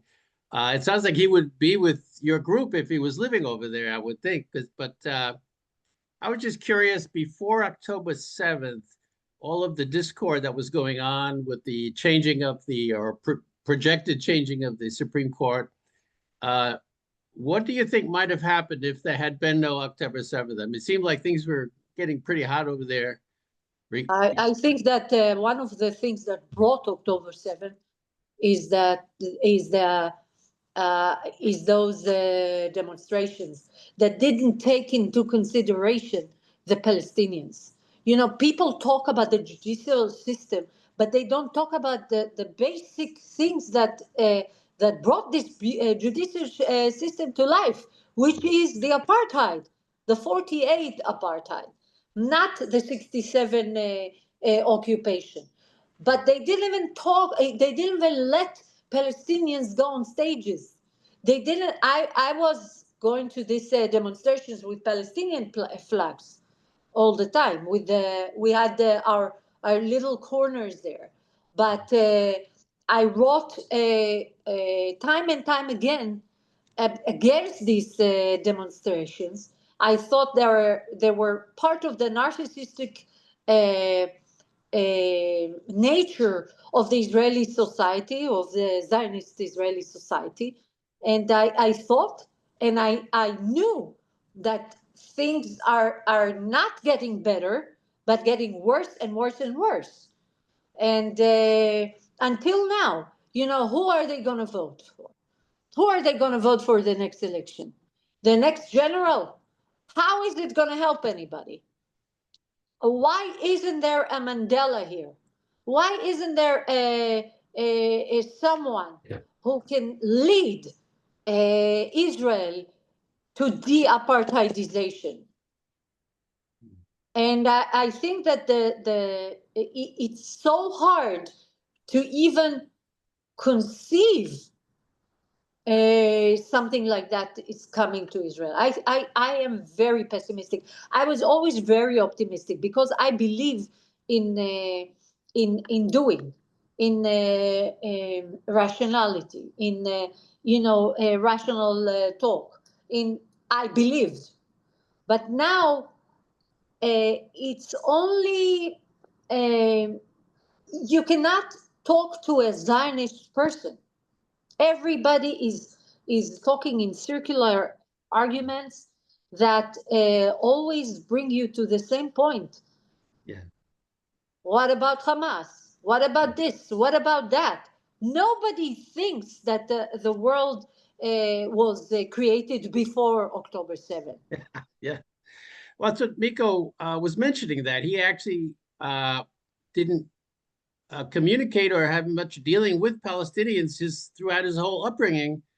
And I think I was happy to see Libby Traubman on this call, because he said a group sort of like Libby's in San Diego was basically where he opened his eyes and started realizing that there is history that I'd never heard about. You know, there are people I've never met. And now he's become to the point of he doesn't even want to call it Israel, he wants to call it all Palestine, which I think, oh, exactly, I mean, exactly. It's not about calling it. That's the name. You know, I look at it now as you know, you know, to unclose yourself, to take out the shells, to take out every construction there is, and what is left underneath? It's Palestine. This is a colonizing project, and right now what we have to do, and to look at it with courage, is to dismantle it, to dismantle this oppressive system that is harmful to each individual. Yeah. Now, I'm not even talking about Palestinians. Yeah, right. And they don't seem to realize that. The Greeks are just had demonstrations. Again, they don't know exactly who they were demonstrating against, but there was a cruise ship coming into Athens with they found was basically a cruise tourists from Israel. And so a lot of Greeks Yeah. started carrying Palestinian flags. They said, get back on your ship. We don't want to visit. You know, I'm wondering if from the outside, seeing things like that, when they realize, you know, the whole world sees this differently from what we've been told. And again, as Miko Pella said, from birth, he had one story, you know. And it's not about story. I don't like when we talk about stories. It's not the Palestinian story. It's the reality. What we don't see is not the Palestinian story. It's not a matter of perspective that is flawed because it's a narrative. It's not a narrative. It's the real things that happen. By the way, at the time of this ship to Greece, I was in Athens with my kids. I met with my kids from New York. They don't want to visit Israel. So I had to meet them in Athens. And we drove in a taxi, and suddenly we saw a demonstration, a pro-Palestinian demonstration. So they stopped the taxi and they said, Mom, we're joining this demonstration. So we joined this demonstration, and we come, you know, my kids are very, very active in this sense. And we shout this slogans, etc., etc. And suddenly my son, my eldest, sees two German guys with a phone, with an iPhone, with the Israeli flag on them, standing like this. So they got so furious, and there was a very big debate there, and between us and them, and all the Greek mothers and grandmothers and all the people there came crying to hug us because we said we're from Israel and we know what we're talking about. And we told those Germans off. What are you doing here? So you know what these Germans said? They said, you know, we know that Netanyahu is not good. This is also with progressive, American progressives now. Yeah. Oh yeah, Netanyahu is not good, as if everything else is good. But Israel has the right to exist. Yeah, how does it have the right to exist? In what way does it have the right to exist? In what sense does a country, a state, have a right to exist? So anyway, we had a very big thing where all the Greeks came to hug us. So this is in contrast to what happened to the ship, to the Israeli ship. to run for Greek politics there. They'll probably elect you for something. Yeah, yeah. Very good. All right, let's Thank go you. to Shlomo. Okay, so of course, I have 100 questions to you. One question: do you any association with Aliza Kashi, The singer? the singer? Okay, first Kashi is my ex-husband's name, so my children's name. So it's not my family, but I don't know. I always say it's a different Kashi. Yes. No, okay, so you have a lot of agreement here in this forum. With Lebanon, by the way, was also the throw in the book, the camelback for me too. And the two additions to what you said, there was the Sabra and Shatila massacre that time drew almost 500,000 Israelis to demonstrate against Ariel Sharon. And he had to leave his position as a defense minister, but then he came as a prime minister. Of course, people have in Israel a very short memory. And then there was Goni Harnik, who was one of the leaders of Peace Now, the one that you joined, and I joined at the time before you. And remember that Ariel Sharon sent him to the Beaufort to die, essentially, and he died, of course. Yeah. And his mother and Goni's mother blamed Ariel Sharon that he killed her son and so on. And she was right, of course. But not only her son, he killed many Israelis. Of course. So that there's just little comments. Yeah, I admire you that you still live there. I could not.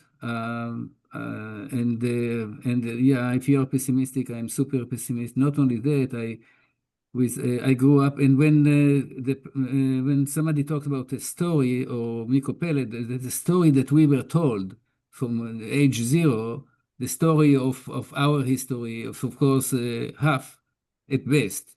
And then the other half was, of course, omitted, and omission here, it's criminal. And so, yeah, what question do I have to you now? So if you are so pessimistic and so do I, what do you think will happen now? Are they going to kill everybody in Gaza? I mean, and how many Israelis think like you, or feel like you, that this is that this is the issue, that before anything else, and this is the core of everything that happens in Israel, even internally. I mean, it's not like you do apartheid and then you wonder about a change of Supreme Court and stuff like that. The Supreme Court that agreed at the time that signed a law according to which you can torture prisoners, which has never been before and never in any normal country. And that was in the 70s or early 80s. And interestingly, also about this war is that Yeshayahu Leibovich said, and I said it, I thought about it independently, but he said too that the Israelis became the mercenaries of the United States. And I think now that it's even worse than that. I think that Israel is just a military base of the United States. I think that we see it right now so evidently that we cannot ignore it anymore. And as we all say, when you start seeing, you cannot just unsee. You cannot unsee anymore. So, and you see more every day of the, of things that prove you were right. Unfortunately, it's a devastating reality that is unfolding in front of our eyes. And every day you're astonished with the number of people that are harmed, regardless of what we're saying and doing and whatever. And the interest zone, have you seen the movie, The Interest Zone or something? The zone of interest. Yeah. Zone of interest. This is Israel. Israel is, people are not even talking about it. It used to be that every living room you would talk politics. Now they don't talk politics anymore. Nobody is even talking about politics. It's all about their next trip, their next, as if nothing is happening. So you feel so isolated, and it's astonishing. And then, if you don't read the Israeli newspaper, which I don't have TV, I don't have Israeli newspaper at all. I just Haaretz has something. Yeah, but Haaretz too. They were so late. Everybody was so late here. B'Tselem, 2 years after they're talking about a genocide. We were talking about genocide from day one. Exactly. Even day -10. I have posts talking about the genocide in the West Bank that was accelerating in 2023. Exactly. And even the demonstrations, they were not talking about what's going on. And Israelis just don't know what's going on. They don't know. And they don't care. And they don't want to know. If you start talking about it, you become a weird person. Yeah, exactly. No, they don't Delusional. They don't want to know. Delusional, yeah. That reminds me, after the Holocaust, I remember but one of the high-ranked Germans, Nazi or not, he was asked, what did you know? What was going on? He said, this is not the question. The question is what is that I didn't want to know? And this is the key. People don't want to know in Israel, and they don't know, and they want to live their life as if nothing happened. This is like a chicken without head, it's running without head, and the blood is all over, but it is still running, but without head. And that's Israel today. And unfortunately, this will reflect on all the Jews. So no matter where you live, you will Yeah. see the fake anti-Semitism now that identify Zionism with Judaism, which are completely different things, is in a way still working. And at But, the but end, this is a good thing. This is a good thing for us because the Jews are going to wake up, hopefully, and understand what's going on with this Zionization. Because what happened, with Biden, etc., with all the Jews and AIPAC and what's going on, the Jews have to wake up. The key is in their hands right now. They have to stop AIPAC. They have to stop it. I And know. and they're the only ones who can do that. The Yes, American Jews. I know, but they are stupid and too late. And Yeah, I Well, know it's too late. I know it's too late, but you were asking what will happen. This is the only thing that can happen still. Even if I have my hopes on Mamdani, for example. So if Cory Bush in Missouri wins and Mamdani wins, then I think that this is something that will cause the start of the dismantling of Zionism, of the supremacy of Zionism in the American mind. Because what is Israel now is only American, made society, made a province of America. I remember my father telling me this in 1973, that Israel is like a state of America, talking about federal, etc. It's even worse than that. But now we are realizing the common interests, and not only the common interests, the practice of the American imperialism in this area. So let's go to Nasir. Nasir. Thank you, Joseph. Ronit, thank you so much. I think that, we definitely see eye to eye on a lot of things. And I want to ask you about a few things. I have like a million questions for you, but I know I have to limit this. We could sit here all day and probably a week. But I think that you presented the IPC with a unique not a unique, but with a realistic how should I say, obstacle. And the reason is that when you use the word symmetry, and the problem with these things is that we see Israel and Palestine on equal symmetries, and we know that that's not the case. And just for example, like B'Tselem today, I follow them on Twitter, and every day they give a report about how many Palestinians die. So today the number was higher than usual. It's usually around 50, 60. Today it was 88. yeah. And it's almost become normal. 88 Palestinians died today in Gaza. It's normal. And I just, as a Palestinian from Jerusalem, and and I'm living now in the US, and I'm thinking to myself, what would we do if every day we had some organization that said 75 Israeli Jews were killed today, 6 were killed today? We would have the international forces from China and Russia and US and France and England surrounding the country, demanding that it stops and things like that. And I think that this is just one of the things. You also talked about the situation of the 48 Arabs. I don't know if you're familiar with Siraj Asi.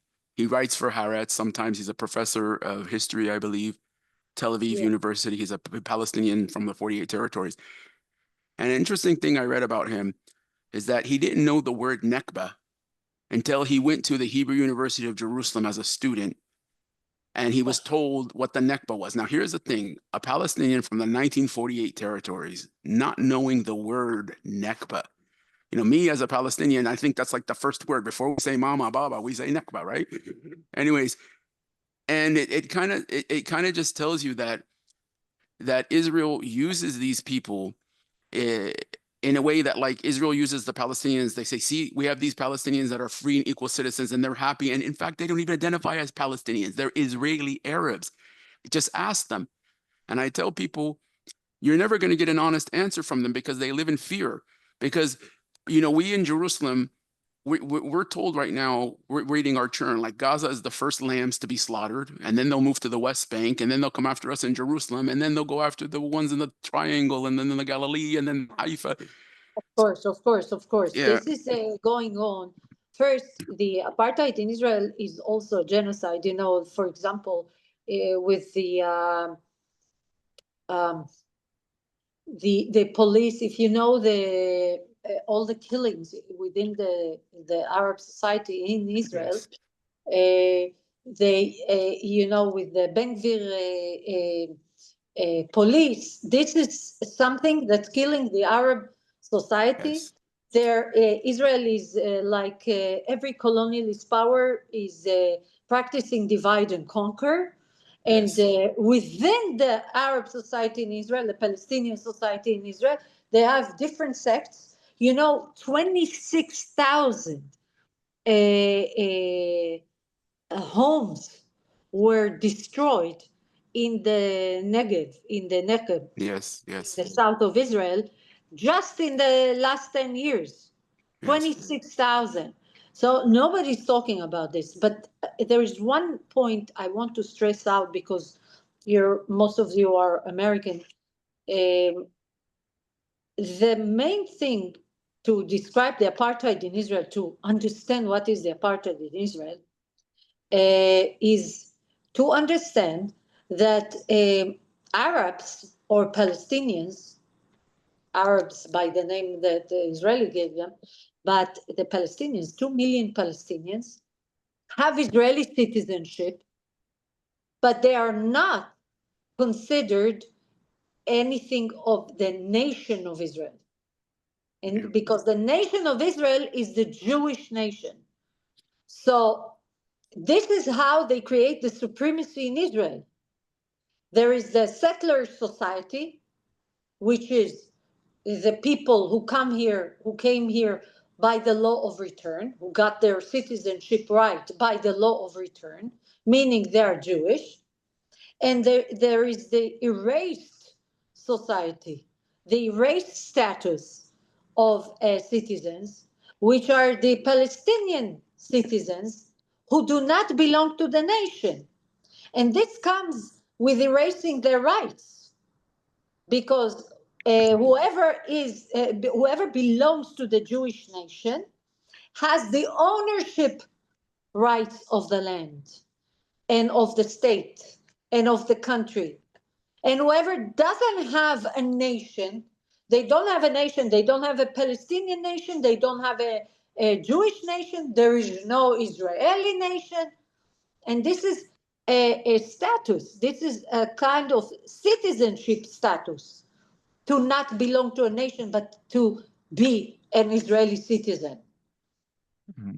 So let me ask you, and this is the part, based on what I was telling you. For example, you have someone, we had a guest speaker here before. Her name was Inat Wilf. I'm sure you're very familiar with her. Oh my God. Yes, yeah, I know. My thought exactly. And I've been following her and listening to her comments a lot. And here's the thing. I used to believe that Zionism could be reformed, that it could be just the theory of establishing a Jewish homeland presence in Palestine. And I even supported the two-state solution for a long time, because I said, you know, I get it. They want a homeland. Palestinians want a homeland. But I think I'm coming to the conclusion of people like you that Zionism is, to me, it's like you can't, there's no such thing as a good Nazi. It's either you're a Nazi or you're good. You can't say, oh, I'm a reformed Nazi and I just want Nazi supremacy in just parts of Germany and no Jews allowed and et cetera, et cetera. But the thing is, like you said, the Israeli society, which, you know, we deal with, I just don't see how. I mean, I can't imagine you in your position. I mean, people like you are considered almost hated, probably more than Palestinians, because you're Israeli, you're Jewish, and you're speaking out against Zionism. You're everything. You're probably. I mean, if many Israelis, if they had one bullet, they would shoot you before they shot me. So they would say you're the true enemy because you're the Jew and I'm just a Palestinian. Of course I'm going to be anti-Israel because but you, what's your excuse? So exactly, I have 90% of my family, 90% of my extended family doesn't talk to me. yeah. Not only that, they have a Facebook page that copies my posts and shames whatever, puts them to shame every day. Me and my kids. I have no friend from childhood that shares my opinions, or there's nothing. Yeah, and I think that, and that's good. We had another guest here, Smadar Ben Natan, was it from the University of Oregon? Joseph, what was her name? Yeah, Smadar. yeah. I think I know. And she gave me. She's a Zionist. Is she a Yeah. Zionist? I thought she's anti-Zionist. No, she's a All of Zionist. them are Zionists. Most of them are Zionists. Okay, but she said something that I thought was very good. She said co-resistance, and I said to her, Co-resistance of what? well, that's what I'm going to get to you. And I'm saying because I think that when we have Palestinians who are willing to cooperate and want to live in a society, where freedom of equality, and then anti-Zionists, I think that we're not powerful enough. We don't have the numbers to go against the machine right now. And that's why I think that the co-resistance label needs to be taken by people like us in cooperation with what like Shlomo Or does with Code Pink and stuff that are changing the opinions in Washington and things like that. Because honestly, Israel right now is Changing to what? Changing to what? Co-resistance? What? I'm sorry, say again. No, you said it's changing the opinions in Washington, etc. And I'm asking, meaning stop this ridiculous support of Israel, the foreign aid enabling Israel to be able to carry out occupation, genocide, oppression, two states. The state of a Jewish state, supremacy state.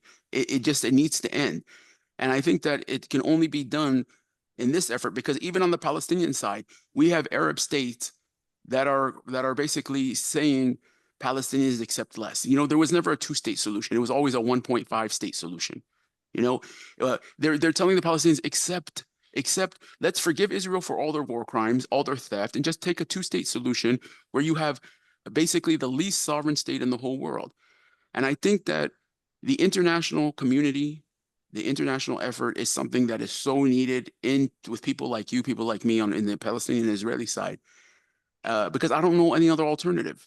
I mean, we don't have armies. I understand the sentiment and I agree with you, and we're all in a state of anguish. We really don't know what to do anymore. But everything, this is a rule to me. Everything that has any kind of symmetry, why does it have to be co-resistance? Why can't it be resistance? Because when you say co-resistance, you are really putting the Israelis or the Jews on the same level as the Palestinians who fight for their lives. So to me, if you're not pro-Palestinian, you're normalizing the genocide, you're normalizing Jewish supremacy. So if you want any, there's no solution. The word solution in itself is problematic. There's only deconstruction. And deconstruction is first of all a thought process. If you have the right thought process, you're gonna write the right posts. You're gonna say the right things. You're not gonna fall in your with Einat Wilf or Smadar Ben Natan, with nice slogans, co-resistance. I heard that also from Udi Aloni, from a lot of people. A lot of people fall in their tongue. I don't know if you can say that sentence in English, but to think what Lipovda. Yeah. So liberation, I believe in what Ghassan Kanafani said.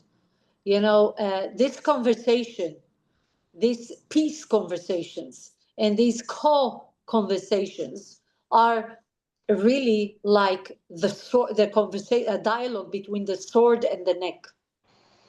And I think that this is not possible. And if it is possible, it's only for euphemistic reasons. And that's what's going on with the peace process, with the Oslo Accord, with all these beautiful things that happen. The Oslo Accord really strengthened the apartheid, strengthened the control of Israel of the area. We're just little players in a big scheme of power, and we should understand and realize that. And as activists, we cannot fall for these big words, big things. You know, what are you doing tomorrow?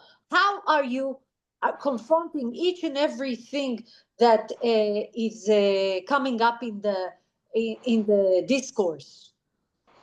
And right now it's a very, you know, it's a very big thing to talk about the discourse itself, because Israel is exploiting that in the Hasbara, and Americans finally are waking up.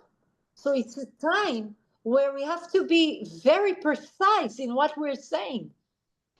And a lot of Israelis, most of the Israelis I read, are sloppy in their way of explaining the situation, and they always fall into false dichotomies, and not even aware, awaringly.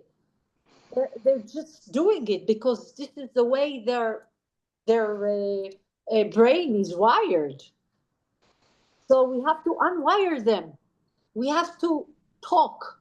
We have to write. We have to convince each and everyone, and not being afraid of their calling you in names, or not understanding you, or blaming you, or whatever, because that's what that Zionists will do.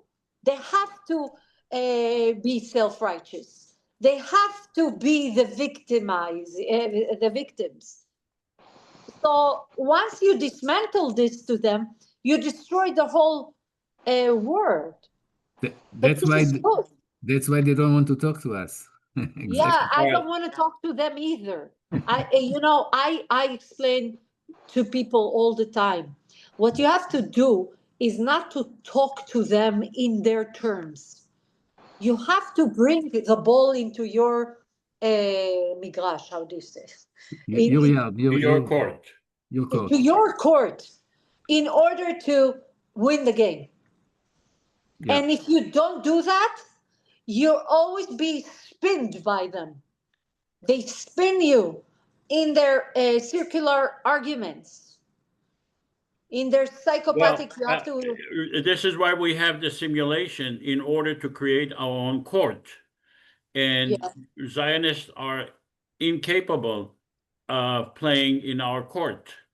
And this is why I insist in every simulation to stay in our court, rather than be pulled away into another court, like you perfectly said it. I think that actually you amplified what I was thinking. You made it clear for me.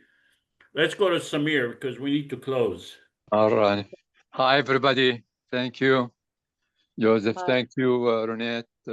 I agree with you. You did a great job. I just wanted to let you know where I stand. I believe in one secular democratic state, and I think the way to reach that is by BDS. We as Americans and people all over the world should follow BDS. They have to apply BDS, just like in South Africa, they achieved that 35 years ago. I think it should happen in Israel, Palestine, the same thing. One secular democratic states, but the way to do it is BDS. I agree. And that would I be, agree that BDS.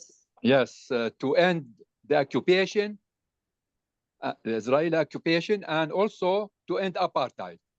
End occupation and end apartheid. That is the solution. I mean, I don't see any other solution to do it. And I think you agree with that. That's mainly what I wanted. 100%. Thank you very much. Thank you. You're doing a great job. Thank you, everybody. Thank you. Thank you. Thank you. Thank you. Thank you. I have more one more sentence to say. I think for the Jews, just to clarify something, I think the Jews have to stick back to Judaism rather than to the national idea that they are a nation and therefore they need a state.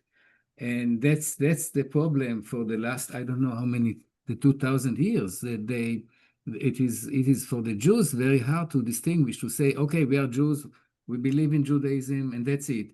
And forget the whole Zionism and nationalism and all of that. And I wish that, but it is very complicated, and they don't do it, and they won't do it until I don't know until when. What do you think? Just curiosity. I can give you my my insight of it.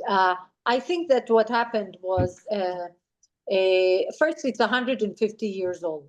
This whole thing of Zionism. And it is, some say that it's even longer, and it stems even from Judaism itself, the national racialist idea. But what Zionism did was, being a colonialist, racist power, was on the one hand racializing the Jewish religion, or using the Jewish religion as a tactic to create a race, a supremacist race, and on the other hand, to erase the Palestinian so-called race.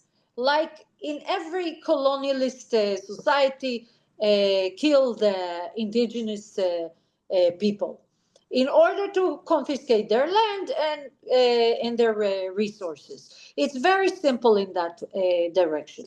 But what happened in the Western democracies is that the general constitution was not enough for people. And especially in the United States, people formed up around communities. And the Jewish communities formed up just like the Italian and the Irish, etc., etc. And but the Jews had no state, no particular state. So they were ripe enough to take the Zionization from Israel. So it was a reciprocal process from 1948 and even before that, to pass through Zionization. And this Zionization, I don't have to get into, the Jewish lobby, etc., etc. Took place all over the place in the United States. And what happens now is that 95% of the American Jews are Zionists. Even the Satmar community, I spoke to them when I was in Brooklyn a month ago. They look at their phones on the genocide that's going on in Gaza, praising the Israeli soldiers, and they have justifications for that. In the Bible, they say Ishmael, who was the son of Abraham, also like Yitzchak, and how Abraham kicked Ishmael. They're not talking even about Amalek like they're talking here in Israel about real genocidal thing that's coming up from the Bible. They invented the whole narrative. Yes, Amalek was the son of Asab. I don't know if you know. Oh, I didn't know that. Yes. But I just wanted to give you a sense of what's going on. So the American Jews have to go through de-Zionization. Even I heard this Patinkin, in his speech. He's talking about Netanyahu and he likes Israel. Why do you have to like Israel? Right. You're talking about against the genocide and against the Holocaust that's going on. Why do you have to praise Israel? Yeah. By the way, the Netuei Karta do not. I know they're the only ones, but you know how many Netuei Karta are there in the world? 5,000. They are with us in the Congress, and they are very wisely speaking, by the way. Yeah, they are wisely speaking, but they're also religious.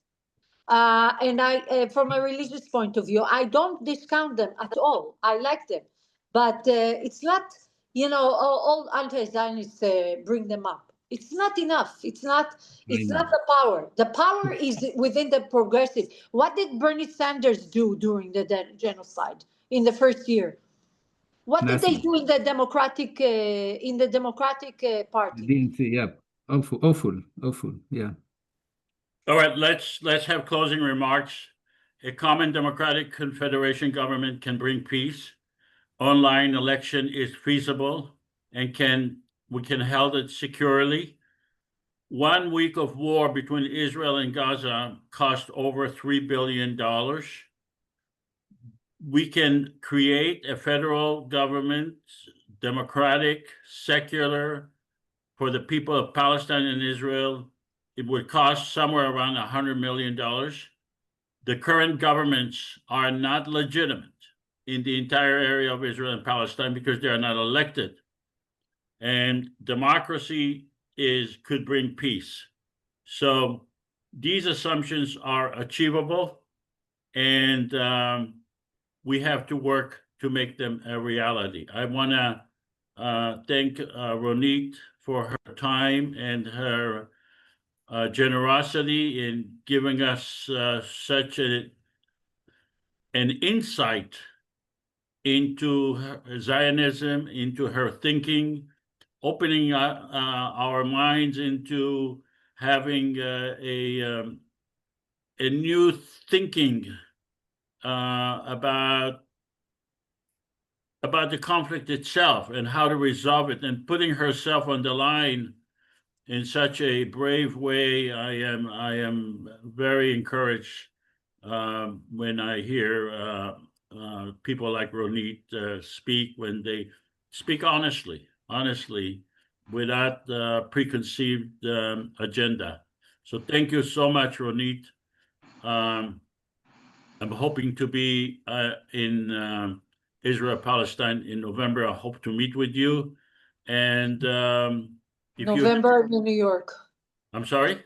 November, I'm in New York, but we'll see. What dates are you in New York? The whole November I'm in. I see. Okay, well, so hopefully, do you have any closing remarks?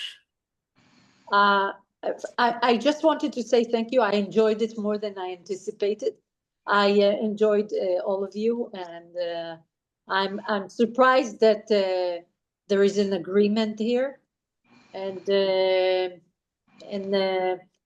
I like it. It's good. I think that it gives hope. Thank you. Thank you so much. Thank you, Ronit. All right, and thank you all, and we'll see you. Yeah. All right. Thank you. Thank you all.